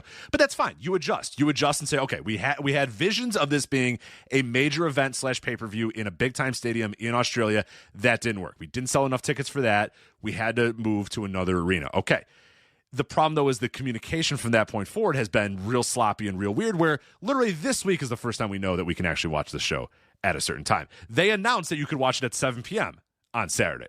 As I pointed out, you can't watch it at 7 p.m. on Saturday on TNT because there's the All-Star Saturday going on. So they announced that. They didn't have to announce that. They announced that. They could have just said time pending, or we don't know, or we're going to figure it out, or whatever, or just don't announce anything and announce it this week like you were going to. The problem is they announced that it was going to air at the exact same time that NBA All-Star Saturday was going on. Okay? So it's when you take... They did that. We didn't assume that. They told us that. They're stepping on these rakes, not me. I'm just reporting the rakes they're stepping on. They're stepping on the rakes. They said it was going to air at 7 p.m. They said it was going to be a pay-per-view show. They booked a big-time stadium. Now, with it all being said, it's going to be a very fun arena show that's going to air sometime after NBA All-Star Saturday on TNT and Max. Great, cool. That's fun. I'm into that. But they got to this point where they made it sloppy and stepped on the rakes and made it such a PR disaster in a lot of ways. And they didn't have to do that. They did it on their own. So yeah, because I've seen a lot of people be like, "Oh, you're making such a big deal about this, Rich." I'm like, I'm just reporting what they're doing. I'm just telling you what they're communicating to us, the viewers at home, about this show. And yeah, and then this week Tony Khan said, "Oh no, it was always supposed to be a TV show." No, it was not. You said, from your words, that this is going to be domestic pay-per-view. We have to figure out the logistics of the domestic pay-per-view, and it's going to be a major event. Those are your words, not mine. So that's all. Yeah. I don't think they ever announced it as a pay-per-view, but he was clearly talking his way through the logistics of what they would have to do if it was going to be a pay-per-view. They booked a big, massive fucking stadium on a Saturday. They What do you think they thought this was going to be? Yeah, put 2 and 2 together. They don't think this is going to be a collision that was going to air, 3 hours, at midnight. Yeah, at midnight. It was not there when they booked the stadium. This is going to be a collision that was going to air at midnight. They thought it was 7 p.m. a month ago. Right. That's what they said. Because there's no communication with their broadcast partner. They just assumed, oh, we'll have our slot. Yeah. No, the dunk contest, the 3 point. So that's where we're at ultimately. But I think I'm still excited for the show. I think it's gonna be pretty fun, and I like. I'm looking forward to it. You got me in the nostalgia feels when you said it's gonna be like WCW all nighters, which those shows are fucking great. Yeah. Go back and watch those. I think a couple of them are up on YouTube. If people don't know that reference that you made on the Thursday Dynamite review about the WCW all nighters, were these hilarious. I think they were on TBS, right? I forget if they were TBS or TNT, but occasionally on some random nights throughout the year, they would have these things where WCW announcers would have a sleepover and watch wrestling matches. A literal sleepover. So it's like Bob Caudle. Bobby Heenan. And... Well, there was like the first ones were like Gordon Soley and Bob Caudle and Tony Schiavone watching like. And then they got a little more zany once you got Bobby Heenan and Lee Marshall in there and stuff. And like it was Tanay coming with soda and pie. Right. Literally showing up with hey guys, I have the soda and the pizza. Yeah. It was good. They had banter too. And then like, what it felt like? It had the primetime wrestling feel. Yeah. Because between the matches, Bobby Heenan would be doing bits with Schiavone or Tanay or whoever. And at their little sleepover with the parties they were having, and Heenan would make a fool of himself, and then they would say, all right, let's go back to the ring for Glacier versus Viano 4, Right. They were never that good, but it was... Right. But for the era, it was like, it was usually just matches that were from months earlier. It was not like, but it was a lot of fun. It was fun, yeah. And then like, they would do like classic sleepover tropes, like Bobby Heenan would fall asleep, and then they would like, put, they wouldn't put dicks in his mouth, but they would put, right. they would, put random Sharpie all over his face or whatever, and everybody made fun of Mike Tenay for being a geek. Off, like, I don't think they shaved his, shave his eyebrows off like AJ Soprano. I don't think they did that. No, classic Soprano. What's different about you? And Carmella, he has no eyebrows, Tony. And AJ gets his eyebrows shaved off.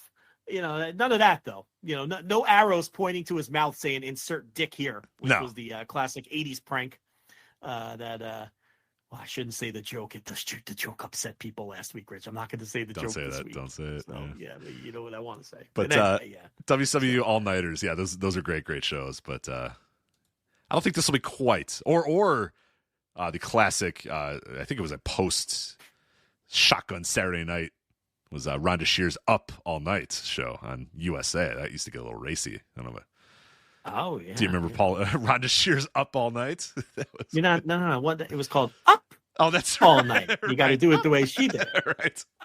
All night. With a little cocktail dress and those boobs just blasting all over the place. Yeah. Gigantic fucking sweater meat hanging out. They brought her to WrestleMania one year. Yeah, right? She was at WrestleMania 10, I want to say. I think she was at WrestleMania 10, yeah. Jordan Smith in the chat, Mike Tenay, quote, "Let the party begin. I've got snacks." I think that was the literal line, right? Yeah, so exactly the tropes as you would think. Tony Schiavone is just like, kind of hosting the thing and trying to keep control of everything. Bobby Heenan's an asshole to everybody and making fun of everybody. Mike Tenay's a fucking dork. Gordon Soley's drunk. I mean, I'm sure he was drinking soda pop on TBS, but probably had about a half a glass full of bourbon in every single one of those cups or whatever. And they'd eat snacks and then go to 1992 WCW matches and then come back and Yeah, so Saturday night after the dunk contest, you get 2 hours of wrestling. Right. No, in all seriousness though, I'm curious how they're gonna air it. Now look, it's structure the tape show. Delay, yeah, how to structure it.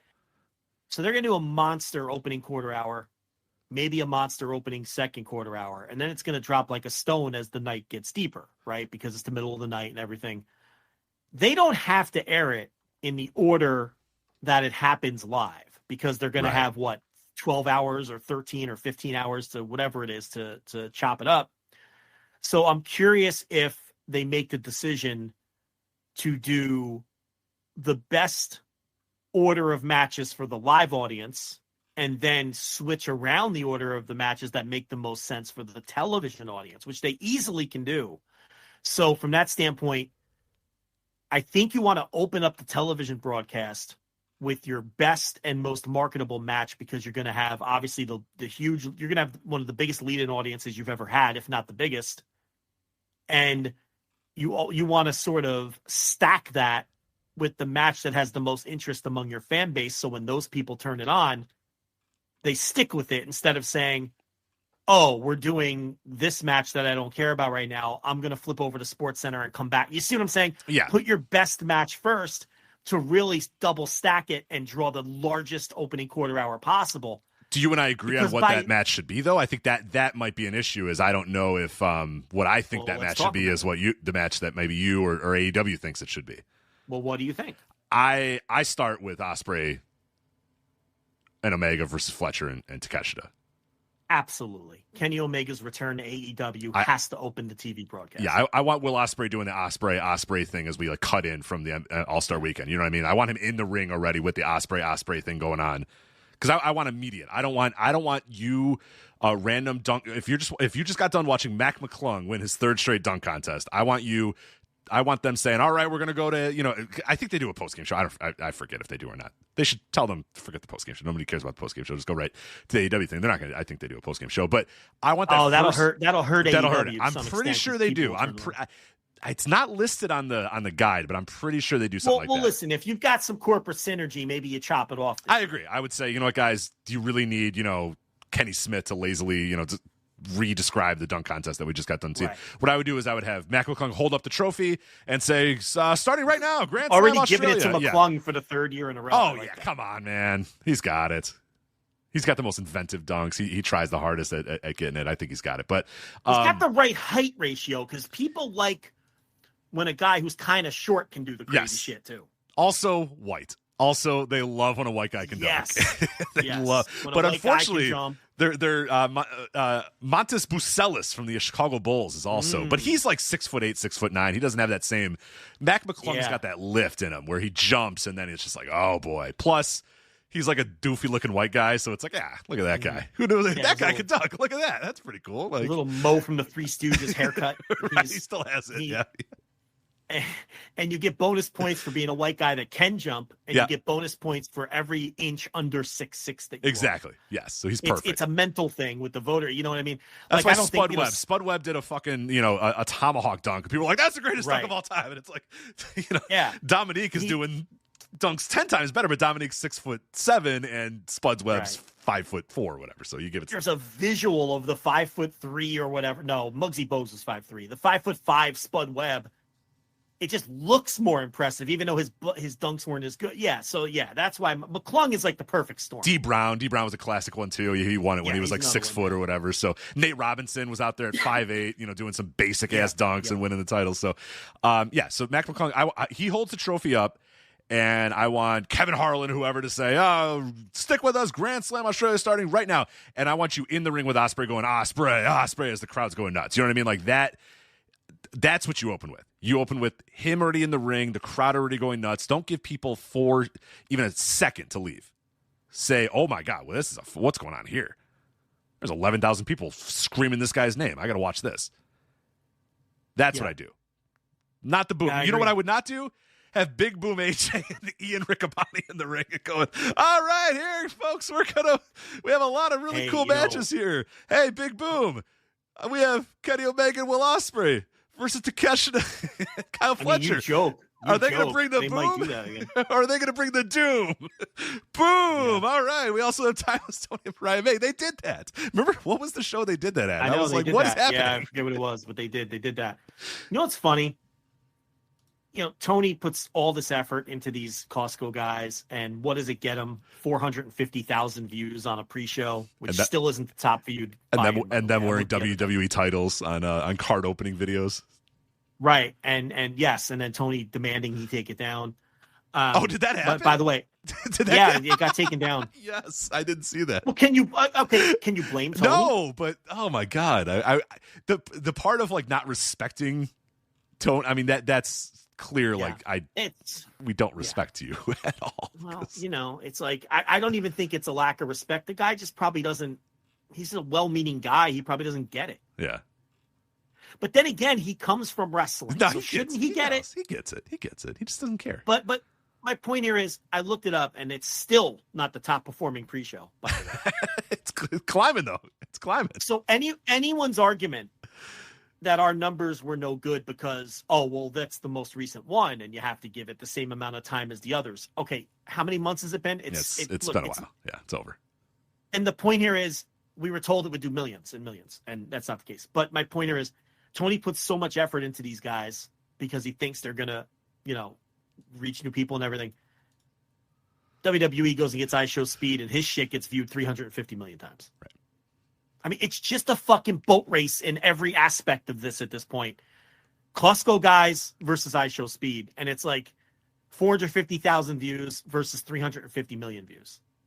It's just stop. Enough with this. It was the Hammerstein collision that they led off with Big Boom AJ. That's what it was. Yeah. So, I'd open up with the same exact match. Yeah, whether that opens up live in the building or not. I think it'll be the main event in the building. Now that we know Moxley's not having a world title match, I think it'll go on last. You think they'll put May and Storm on last? They could, I guess. In the building, I think May and Storm would go on last. In the building, I think May and Storm goes on last. That's the other contender, I guess. I mean, on the show, though, I would go Saturday Night's Main Event style. And I'm leading off with that tag match, and then I'm going Mariah May and Toni Storm, and then I'm doing Okada and Big Match Buddy in the second hour, and Money and Harley and all that stuff. Well, we only have 4 matches. Yeah. The other 4 matches that get added are going to be totally not like, it'll be like Big Bill Will Hobbs, and you could put that on at fucking 2 a.m. Right. You know what I mean? These 4 are going to be the money matches, and yes, the one I would pick is the tag, regardless of what order it is in the building. I'm just curious if they're going to be thinking like that. They should be thinking like that, and like you just said, it should absolutely be booked for TV like Saturday Night's Main Event. The Hogan title match is first. Craig Valentine versus Coco Beware is 90 minutes later at 1 a.m. and goes on last. Mm-hmm. That's the same way you should book this based on when it's airing. And based on the lead I would guess that they're probably going to start off with Mariah May and Toni Storm. I mean, I guess that's viable too. The problem is, since you're getting the NBA leftover audience, I want to wow them with Will Ospreay, Takeshita, Kyle Fletcher, and I want to give them something athletic. I don't want to give them cartoon character Toni Storm, and that's the lead-in from the dunk contest to having Will Ospreay bouncing all over the ropes and doing crazy things, and Kyle Fletcher and Takeshita doing crazy things and bouncing all over the place. That's synergy right there, man. Right?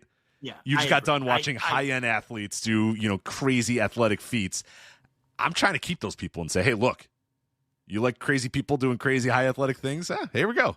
Professional wrestling. Look at this. Look at this shit that we got here with Will Ospreay. That would have more potential to create fans than the Costco. Correct. Oh yeah. Because sports fans and NBA fans, a lot of those people probably are lapsed wrestling fans. A good chunk of them. Of course. Remember when they were all dunking on Chris Jericho last time? They knew who he was. Saying he was shaped like a refrigerator and everything. You mean Chris Jericho? Remember Marv Albert? AEW Dynamite coming up Wednesday. Yeah. Chris Jericho and all the stars of the Inner Circle on AEW Dynamite on TNT. But yeah, then they all said, this man's very fat. Chris Jericho, when did he get so fat? How old is he? Why is he shaped like a refrigerator? Why is he...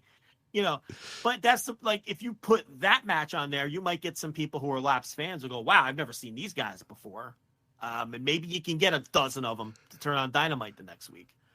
I do not put Mariah May and Toni Storm out there. They're going to mock that. You're going to get raked. You're going to get killed on social media like you did with Jericho. And it's not, and everyone's going to go, oh, this is just more goofy pro wrestling. This dumb shit with Toni Storm out there in black and white, doing her hand gestures. Mm-hmm. I mean, it's the last I see. I would not open with that. Not a fucking chance. That'd be my last choice. But yeah, I would do the tag match too. All right, so that is Grand Slam Australia. Let's move on to some New Japan Pro Wrestling here to finish out the show here.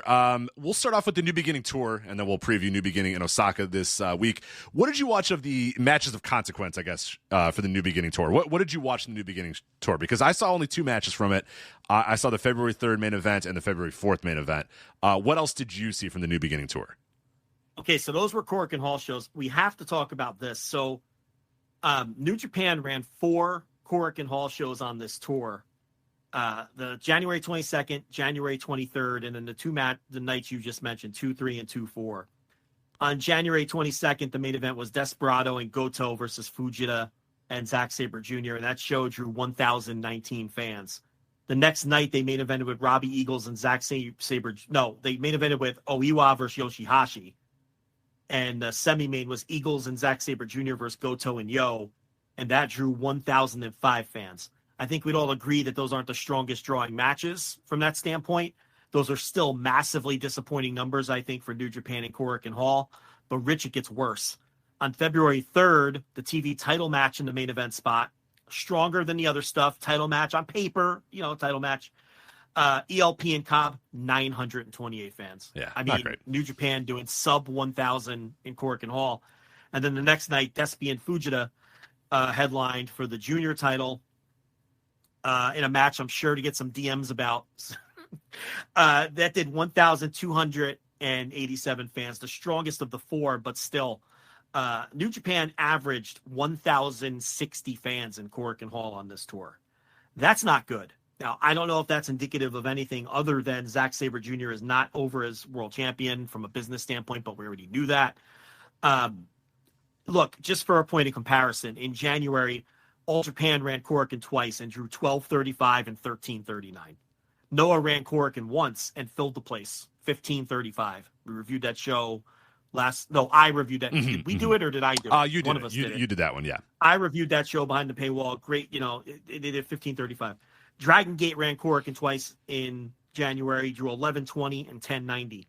Stardom ran Korakuen twice in January and did 1233. And I don't know if you saw that show the other night. Overflow crowd of 1,614. Yeah, I heard about it. I didn't see the show. Yeah, I might have to go check that out. Do you know offhand what the main event for that show was, or what was I don't. the draw? Yeah, I'll have to check that out real quick because it's a big number. The point. For modern Korakuen, that's a massive number. Yeah. That's an overflow standing room only number.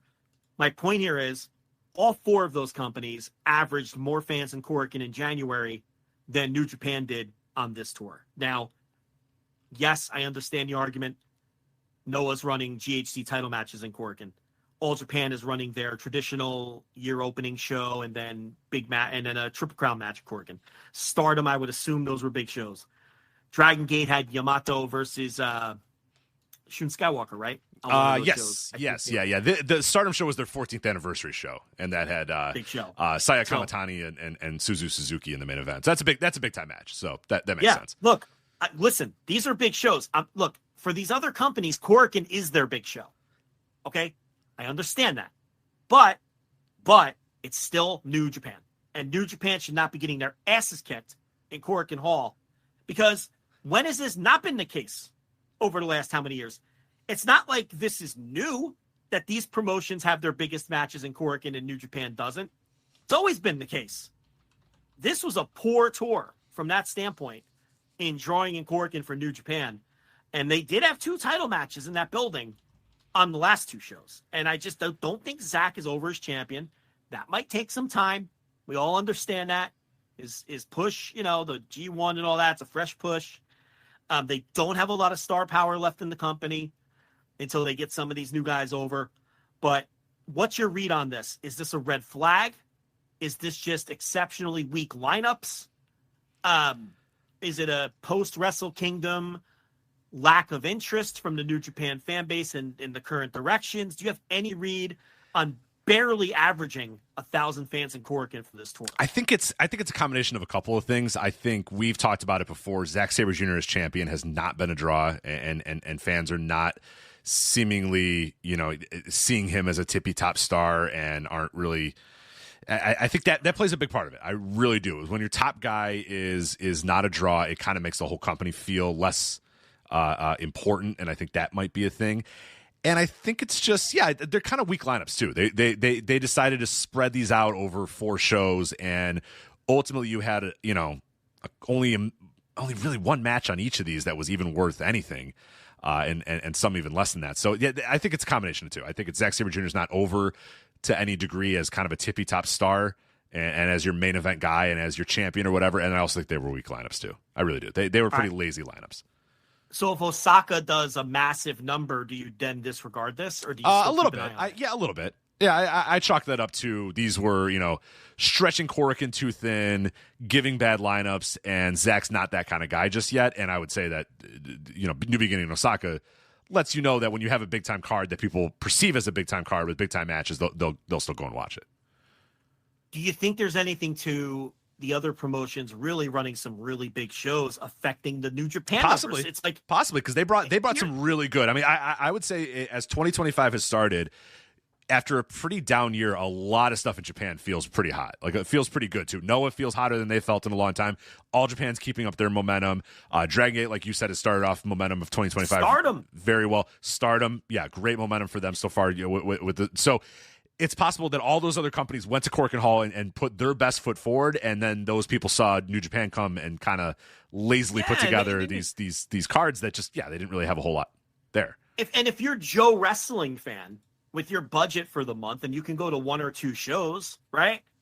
Are you picking a Triple Crown match or the Red Hot new Noah GHC champion or a Stardom anniversary 14th anniversary show in Stardom with a title matches up and down the card and big time singles matches up and down the card? Or are you picking Oiwa versus Yoshihashi? Yeah. So I think that the size and scope of these other shows that I'm talking about with these other companies may have had a bit of an effect too. So I think it's a number of factors. Now, the Osaka lineup is loaded. I think this is a great show. A loaded show, this New Beginning show. I don't think it's going to draw on the strength of the main event. I don't think Zack Sabre Jr. versus perennial runner-up Hiroki Goto is any kind of drawing match whatsoever. But I think this is a show that if it does draw, it's going to draw in depth. Now, I should note that these Korakuens did have these Hiroshi Tanahashi farewell series, whatever they're dubbing that. I don't know the exact. Let me see what they're calling those matches. He's wrestling basically everyone on the roster in singles matches, which he's also doing in Osaka. He was wrestled a bunch of the young lions on these Korakuen shows. Let me just pull one up real quick and see how they're branding those. It's a race. I don't even know if you're out to drive or if you're okay. It's of course the one show I pull up, it didn't do it.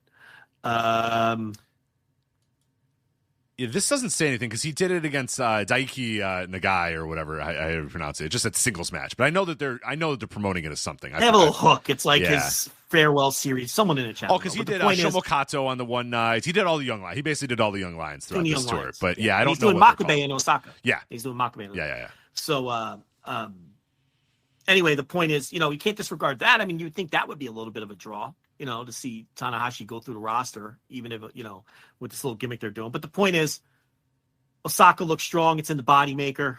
I think if it does draw well, and allegedly the advance is really strong, then I think it's going to be on the strength of just a loaded top to bottom card is really what I'm getting at. For sure. So of the New Beginning stuff, we'll get to the New Beginning in Osaka here in a sec. What again of the New Beginning tour? I watched the February 3rd and February 4th. I thought the February 3rd El Phantasmo Jeff Cobb match was a lot of fun. A New Japan World Television title, no count out match. Phantasmo defeating Jeff Cobb in 12 minutes and 54 seconds, so got it in just under the wire. Those are the matches, obviously, that had the 15-minute time limit. I thought they did a really cool spot here where, a really cool idea here of no countouts because the last match they had a countout. So they decided, these guys, no countout. You guys are just going to have to settle it in the ring here for the match. So they did brawling outside, your standard Korakuen Hall, brawl through the crowd type thing or whatever. But, when it got down to it, El Phantasmo got Cobb back in the ring and just slowly worked him over, and then hit his high flying moves and got them win. And pretty cool moment in Korakuen Hall, and El Phantasmo obviously coming back from cancer in the last year was really, really cool. And the post-match was really, really fun. Did you watch any of the post-match with Phantasmo and Jeff Cobb? Yeah, or Phantasmo and Jado, I should say, the post-match. Because when it was over, Phantasmo decided he was going to start cutting a promo, and he was like, well, I don't know all Japanese, so Jado, can you stick with me and help translate? And Jado's like, yeah, okay. So Phantasmo's like, I want to thank all the people that support New Japan Pro Wrestling. And everyone goes, yeah. And I want to thank, this guy. And Jado translates or whatever. And then he starts saying, I'm going to put over all the guys in the back there that put the ring together and all that. I'm going to put them over, and I don't want to put myself over and put those guys over. So he's talking in like lingo. He's talking like wrestling lingo. And he looks over at Jado, and Jado goes, "Brr." And everybody just laughs, and Jado just goes, I don't know what he said. Just like move on. He didn't know he was like put over and job out, and he's like, I don't know what you're talking about, so I'm just gonna stop. So he just goes or whatever, and the crowd just goes, ha, ha, ha, ha. And El Fantasma goes, okay, you don't know what I'm saying. All right, that's fine. We'll keep moving on or whatever. And then thanks everybody in the crowd and all that sort of stuff, and says, hey, it's not about me, it's about all of you and all that sort of stuff. But I just thought the moment where Jado's translating, and little by little he's using fewer words to translate what Fantasma was going on for a minute, and Jado's saying like 8 words, and I'm like, I don't know if he's getting the whole story here. And then finally he's just like, I don't know what he's saying. And then Craig just goes, okay, all right, forget it. You would think 30 years this biz, he would have picked up on some of those terms along the way. Right? Yeah. So, but no, I thought the match was a lot of fun too. Yeah, the no count out, the count out stuff from the previous match and everything. And I thought they had a kick-ass match. ELP, outside of the cancer stuff, is still a really nice story. They discover this guy working shows in the UK, working Rev Pro. Weird gimmick, right? You got this white guy that calls himself El Phantasmo and all that. And he comes in as a heel. And he really healed it up to the point where I think he started getting some go-away heat from some fans too, because he was almost too good at healing it up during some of his early runs. But super athletic, found his footing in the company. We knew the babyface turn was going to come at some point. It always does. The move to heavyweight, we knew that was coming. And he has really become a super solid mid-card babyface for this company. Yeah. He works hard. He usually has a good match. He's reliable. It's his work as a babyface is so drastically different than his work as a heel that it really gives you a new appreciation for his heel work. He really got over the idea that he was that guy when he was a heel. That people thought he was a fucking asshole. A lot of people did, and it's like, no, he's healing it up, and now he's like essentially a white meat baby face. And right, he's thanking the ring crew for putting the ring together so that he has the ability to wrestle in that ring or whatever. Like, that's the kind of white meat baby face thing he's going for. Kids love him and everything, and it's he's really a great story. And it just goes to show that it's like, you look at Noah, and they found Jack Morris, like from no one knew who the fuck how many fucking baseball jokes did we make about that guy? And and look at him. I mean, he's been so great for that company over the last couple of years. And they find ELP, and there's so many other examples. There's just so many wrestlers. If you got to look a little harder these days, I think.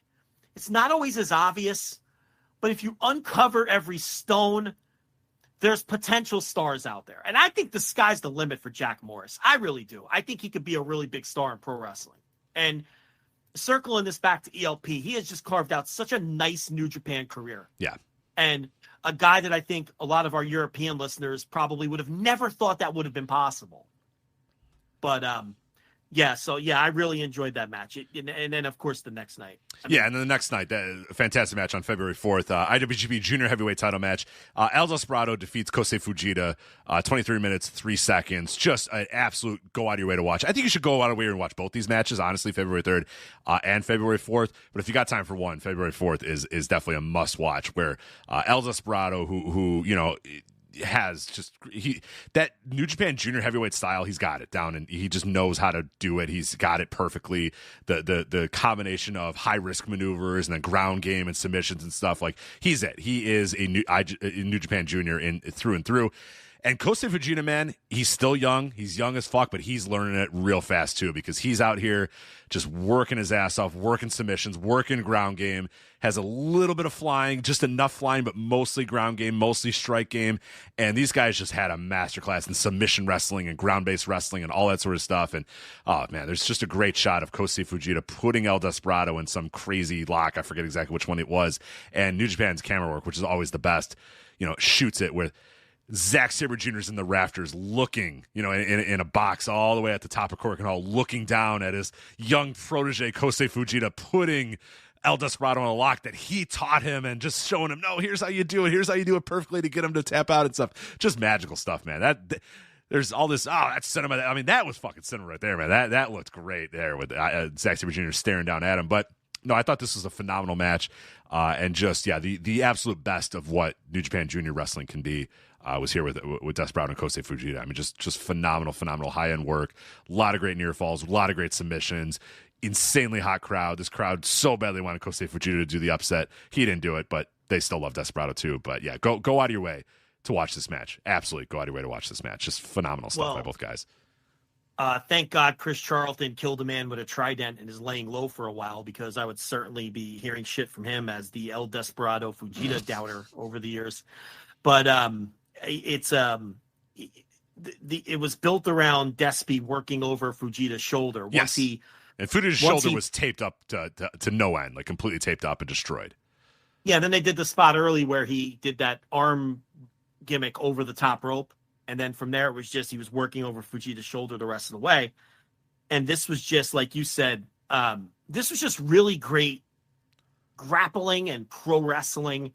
And it was grappling with some oomph and nastiness behind it from both guys. Everything wrenched. Everything got wrenched in a little bit longer and a little bit more, with a little bit more, you know what I mean? Like if you have it, when he has Despy's leg, he just goes and really kind of cranks it down, like fuck you, you know what I mean? And when Despy has his shoulder, it's really cranking it down, really putting it in an unnatural spot. I mean, yeah, real dirtiness to it, real like Koji Kanemoto style, back in if you want to make a reference to past, New Japan Juniors, that kind of style where it's like submission wrestling, but it looks like he's fucking hurting you. You know what I mean? It really looks like he's got you just a nastiness and an anger.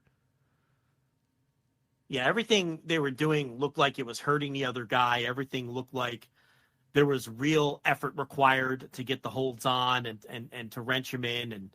And this was a grappling style wrestling match with the nastiness and grittiness that you don't always see in this style. And sometimes a previous version of me would name names, but there's other people who work a grappling style, I think, that get a lot of praise in some different circles, who you don't see this kind of nastiness and grittiness and sort of ferocity behind the holds and the moves that you see here. And I think a lot of times people praise perfunctory grappling just because we don't see a lot of it anymore. So when you do see it, it's rare. And, we put over certain matches or certain people and then I watch these matches and I'm underwhelmed. And there's, and a lot of times too, and I guess sometimes with there's maestro matches in Lucha that fit the same description, where it comes across very cooperative, where they're handing each other their limbs and there's some fluidity to it. And it's beautiful in a lot of ways to watch that style of wrestling, but I don't feel like I'm watching people who are trying to hurt each other. Right. And that's where a lot of those Lucha maestro matches fall short for me. And I never like them as much as a lot of other people do. And it's where a lot of other grappling based matches from certain acclaimed other grapplers over recent years get a lot of acclaim. And then I watched and I'm like, it doesn't. And then you watch a match like this and it's like, these are two guys who are incorporating top level grappling and wrestling into their work. One guy is just doing nasty work to the other guy's shoulder, which is the story of the match. And the other guy is trying to hang tough and he's coming back and trying to submit the other. And it really looks like two people who are trying to hurt each other. That's what I need in grappling based wrestling. And that's what I often don't get, which is why that style of wrestling often doesn't land with me.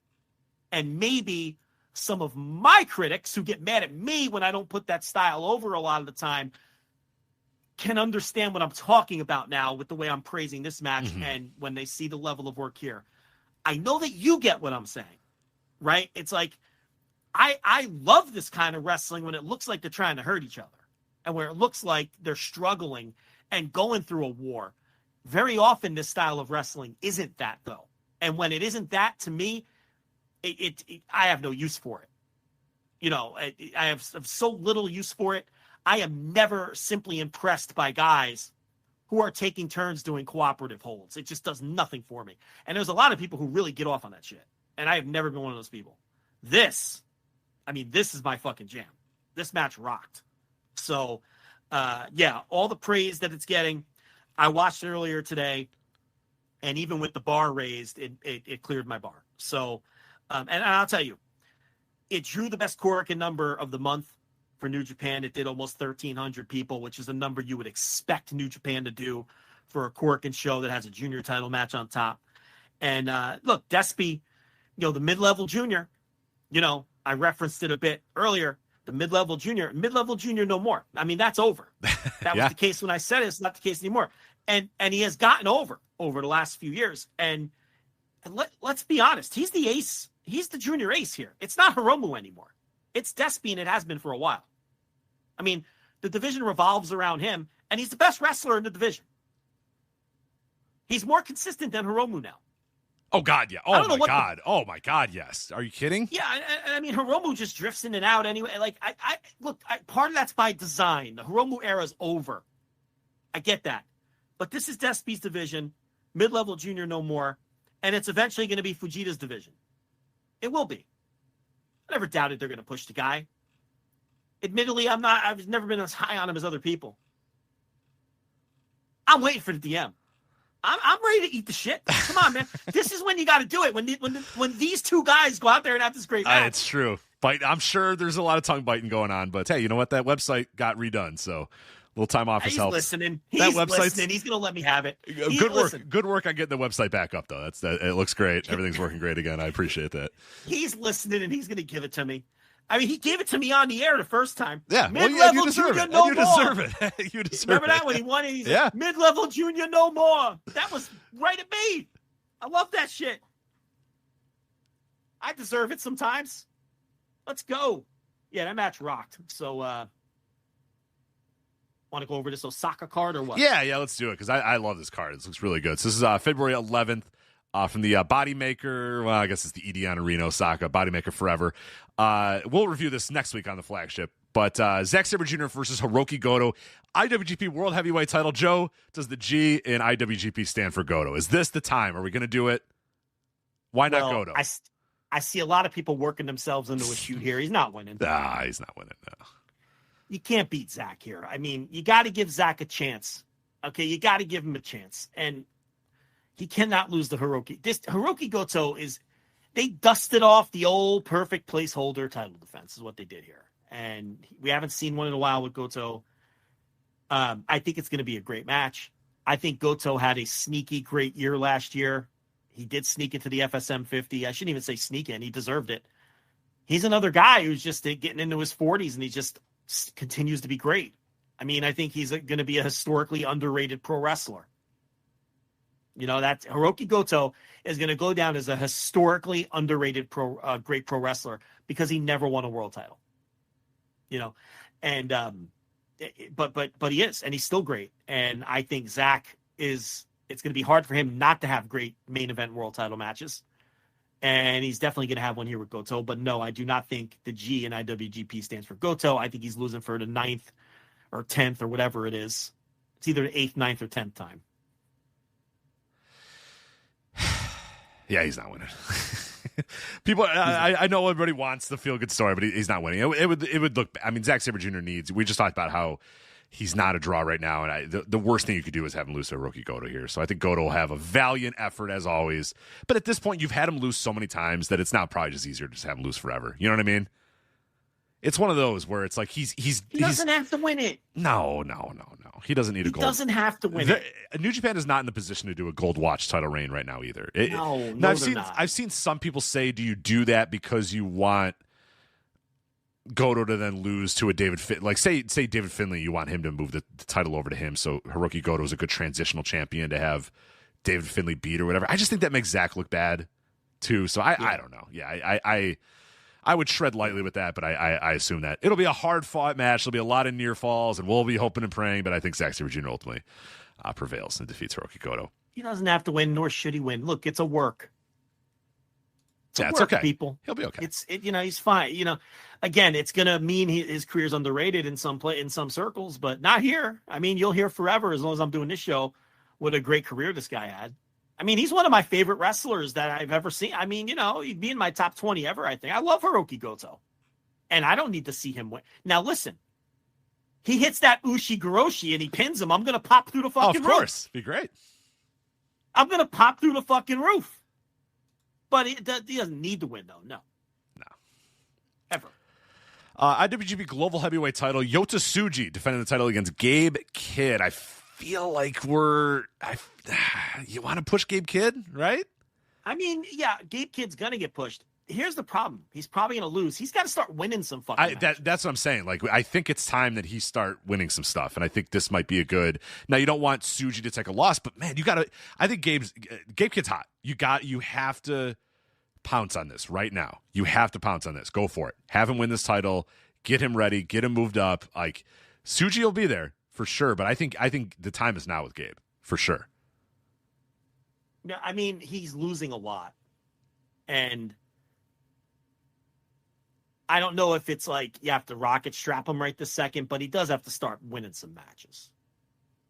But at the same time, I don't know if it's right for Tsuji to lose. I don't know. I'd say for this global title, it's whatever. I'd have Gabe Kidd win this thing. It's fine. I think Yota Tsuji will survive. Yeah, but after Tsuji going through all that to get it from Finley, and yeah, it does suck. Yeah, because he just won at Wrestle Kingdom, so it is very. Yeah, I know. It's weird. But... Now it's very Gato-like to do those quick switches after Wrestle Kingdom, though. He's done it many times. Right.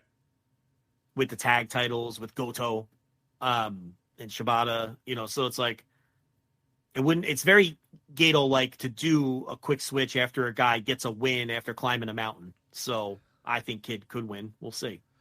I should note, too, VoicesOfWrestling.com, a very, very good preview from August. John and Jay Michael previewing this New Beginning in Osaka show. So make sure you go to VoicesOfWrestling.com and read that preview. A lot of detail here. We're going to kind of get through it here in about 10 minutes or so, but they went into a ton of detail there in the preview at VoicesOfWrestling.com. But IWGP Tag Team titles, the Young Bucks defending the titles against Hiromu and Tetsuya Naito. I think you and I both think that this is the end of the road for the Bucks, and obviously you want to move those titles to Hiromu and Naito as soon as possible so you can start drawing with those guys in big-time tag team matches as main eventing, random shows. So I think the Bucks, it's cool they came back. I honestly thought they were going to lose these things at New Year Dash or whatever, but they're coming back this time. But I think this will be the expiration for the Young Bucks in their IWGP title. Yeah, I'll keep picking against them as long as they keep showing up with them. Until they lose them, I'm going to pick against them. But yeah, I agree. I think Hiromu and Naito should win. And they should execute that plan to have them headline shows as tag team champions. I mean, look at those Korakuens. Put Hiromu and Naito in the main event of some Korakuens defending those titles, and you're not going to draw 928 fans. Right. I can promise you that. Right.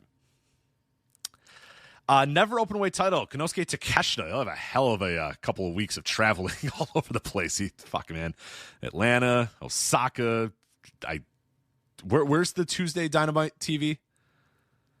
Cedar Park, just outside of Austin. Oh my God. Okay, so I don't know if he's showing up for that, but he's going from Atlanta, Georgia, to Osaka, Japan, to Cedar Park, Texas, maybe to Australia. That's hopefully they tell him just hang out in Osaka and fly right to Australia. But either way, Konosuke Takeshita versus Oleg Boltin. I am all here for this match. Sounds like it's gonna fucking rock. Never open weight title. Takeshita versus Boltin. I am fucking in, man.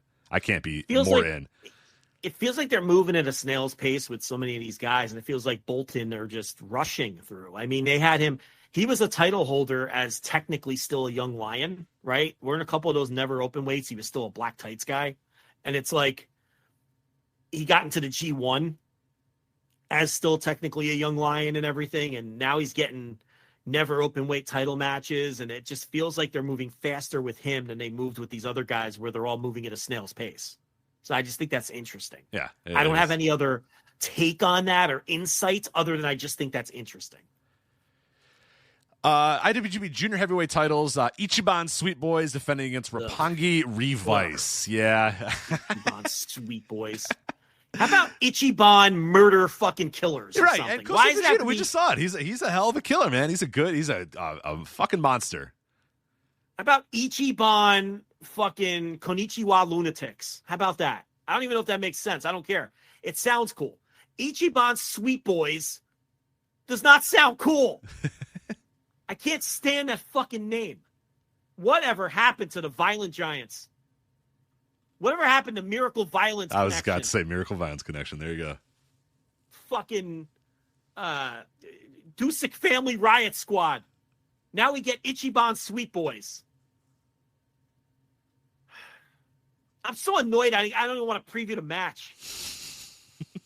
We didn't note that Akira Francesca challenged Despy. Oh, that's right. Yeah, at the anniversary show. They'll be at the anniversary show. I think it's in March 6th or something like that, somewhere around there. That motherfucker ain't winning.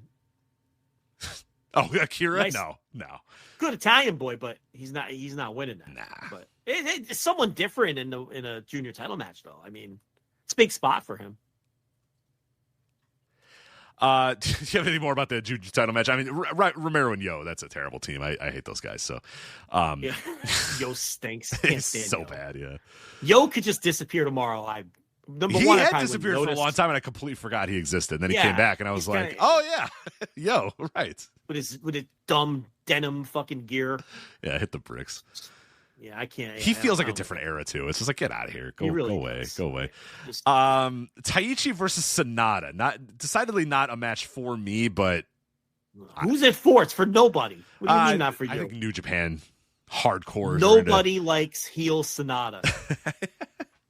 I'm told he's doing better heel work now. I don't agree, but whatever. No, he's not. Who thinks that? No one thinks that. Nobody thinks he's doing good heel work. He stinks. He's boring.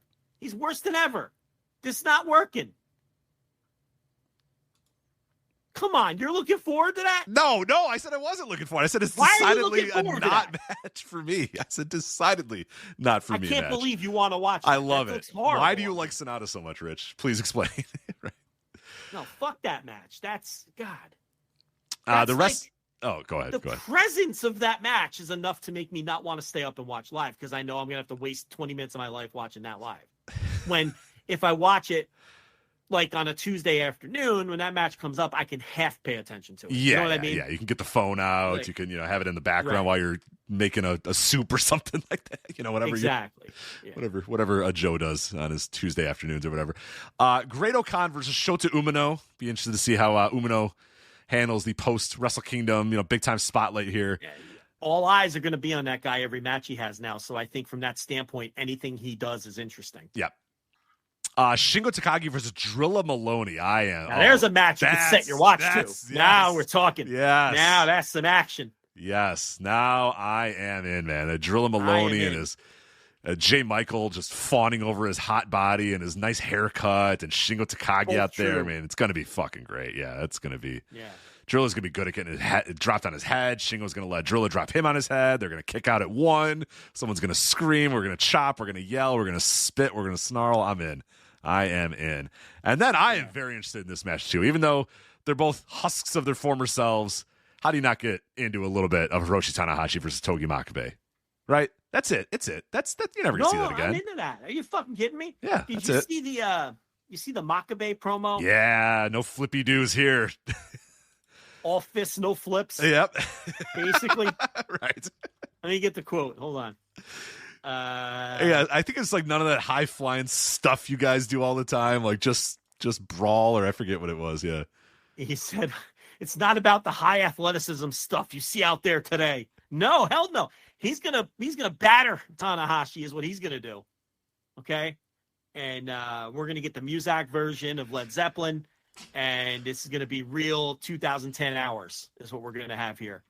These guys have had 37 singles matches with each other. I looked it up. Shit. First one was October 10th, 1999, Shinya Makabe versus Hiroshi Tanahashi at New Japan Final Dome 1999 Eve in Korakuen Hall, and now it's going to end here at New Beginning in Osaka. Last time they were in a singles match, G1 Climax 2018. Tanahashi beat Makabe, but it's been that long since yeah. Well, I guess that would make sense if Makabe's not in G1s anymore. Yeah, that's when they took Makabe out of him, and then obviously now Tanahashi's is done too. So yeah.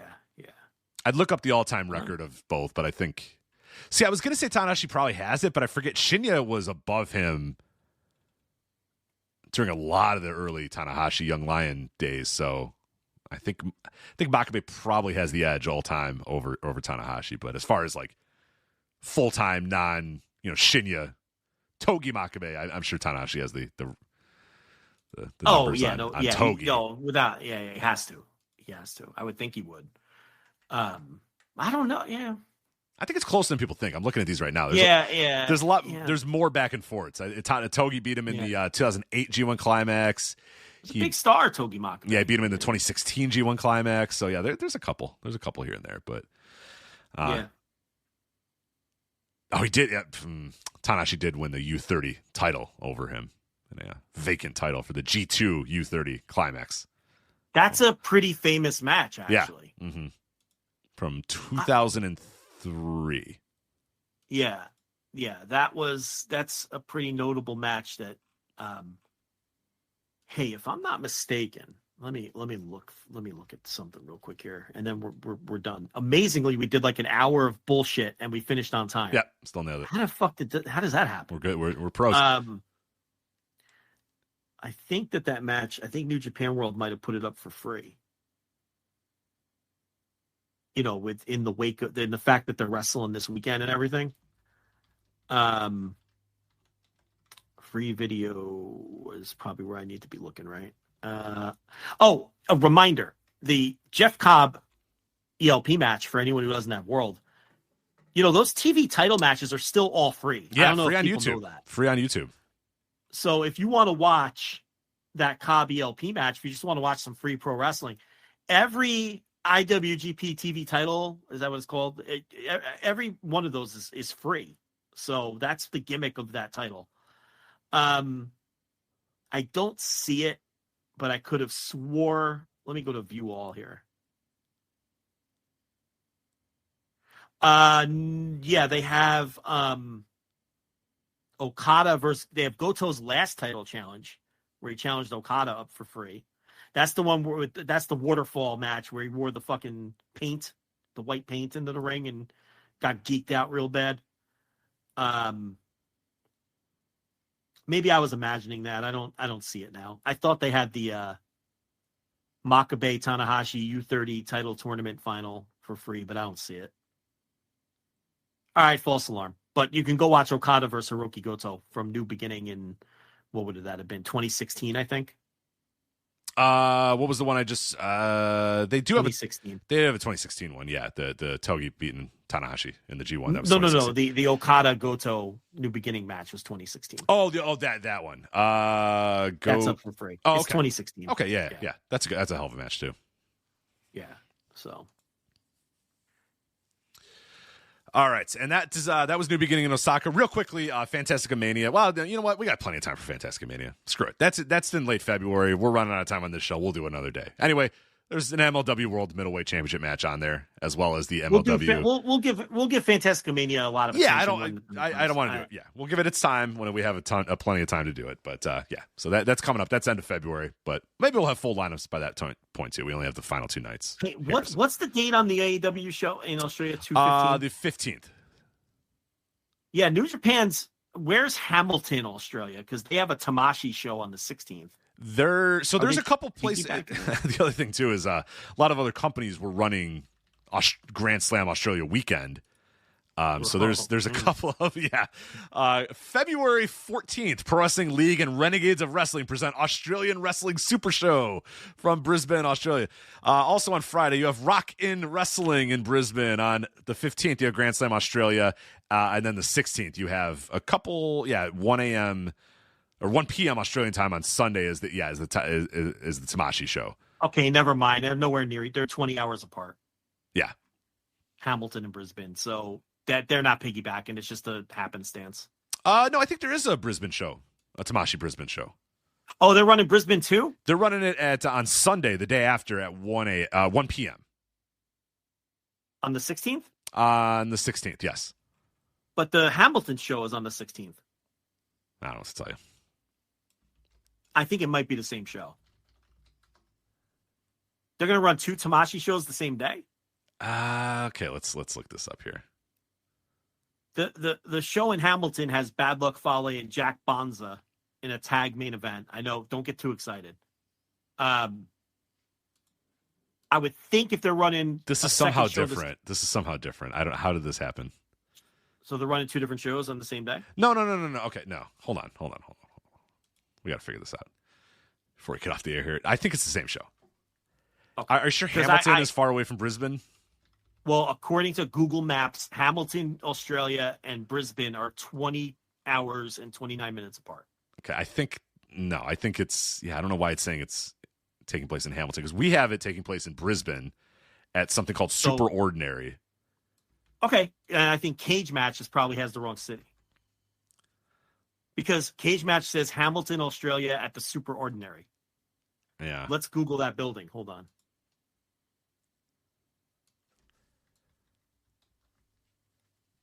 I bet Cage Match says the wrong.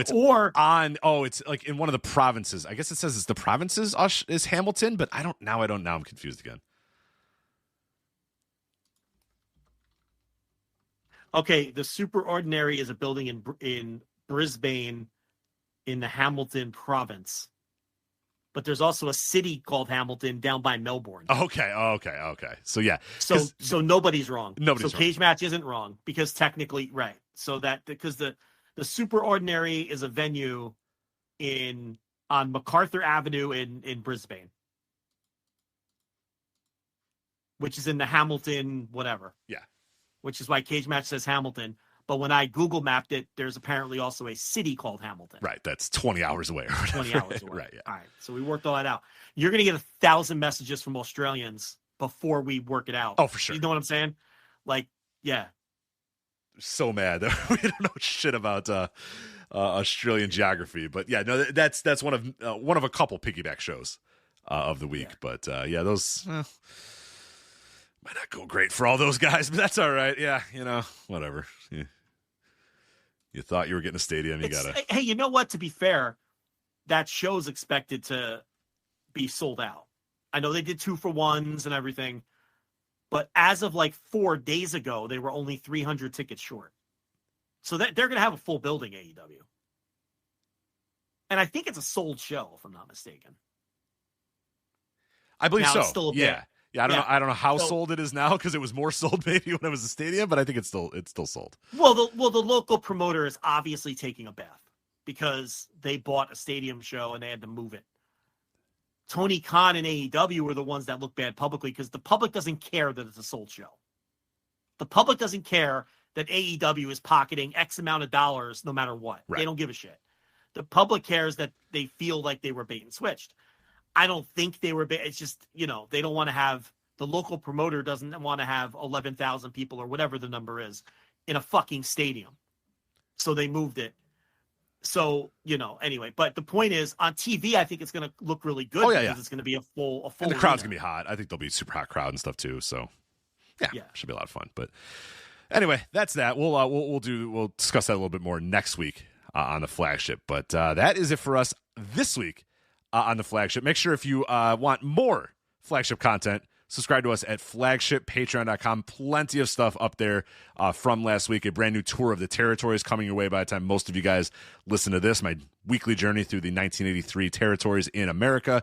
A Thursday Dynamite review covering a very good episode of Dynamite. My ongoing written coverage of Grand Slam Australia, trying to figure out what's going on. A special NBA Intelligentsia. Yes, I reunited with my over and back classic NBA podcast host, Jason Mann, to talk about Luka Doncic and the most mind-blowing trades in NBA history. That is available for you at flagshippatreon.com. And a ton of other stuff available right there. $5 tier, $10 tier, also a $1 trial tier, and a free tier. If you want to just sign up for free, you're going to get plenty of content as well. But free, $1, $5, or $10. $10 unlocks everything we do, including all of our live shows, including the Insurrection Live of the Royal Rumble, which I said 2.5 hours recapping the Royal Rumble and giving you the latest on Janelle Grant's lawsuit against WWE Vince McMahon and John Laurinaitis. So that is it for us. That is Joe. I'm Rich. Talk to you next time. Take care. Bye. Hello, do you like New Japan Pro Wrestling? Are you a Shin Nihon freak? If so, check out the Super J-Cast with Joel and Damon on the Voices of Wrestling Podcast Network. And even if you fucking hate New Japan Pro Wrestling, listen to the Super J-Cast anyway. Not just for our great show reviews, analysis, and pastrami sandwiches, but there's also usually some dick jokes somewhere in the obligatory opening 30 minutes of absolute nonsense we chat about every single week. That's the Super J-Cast for all all the best talk about New Japan Pro Wrestling, crisps, and pornography.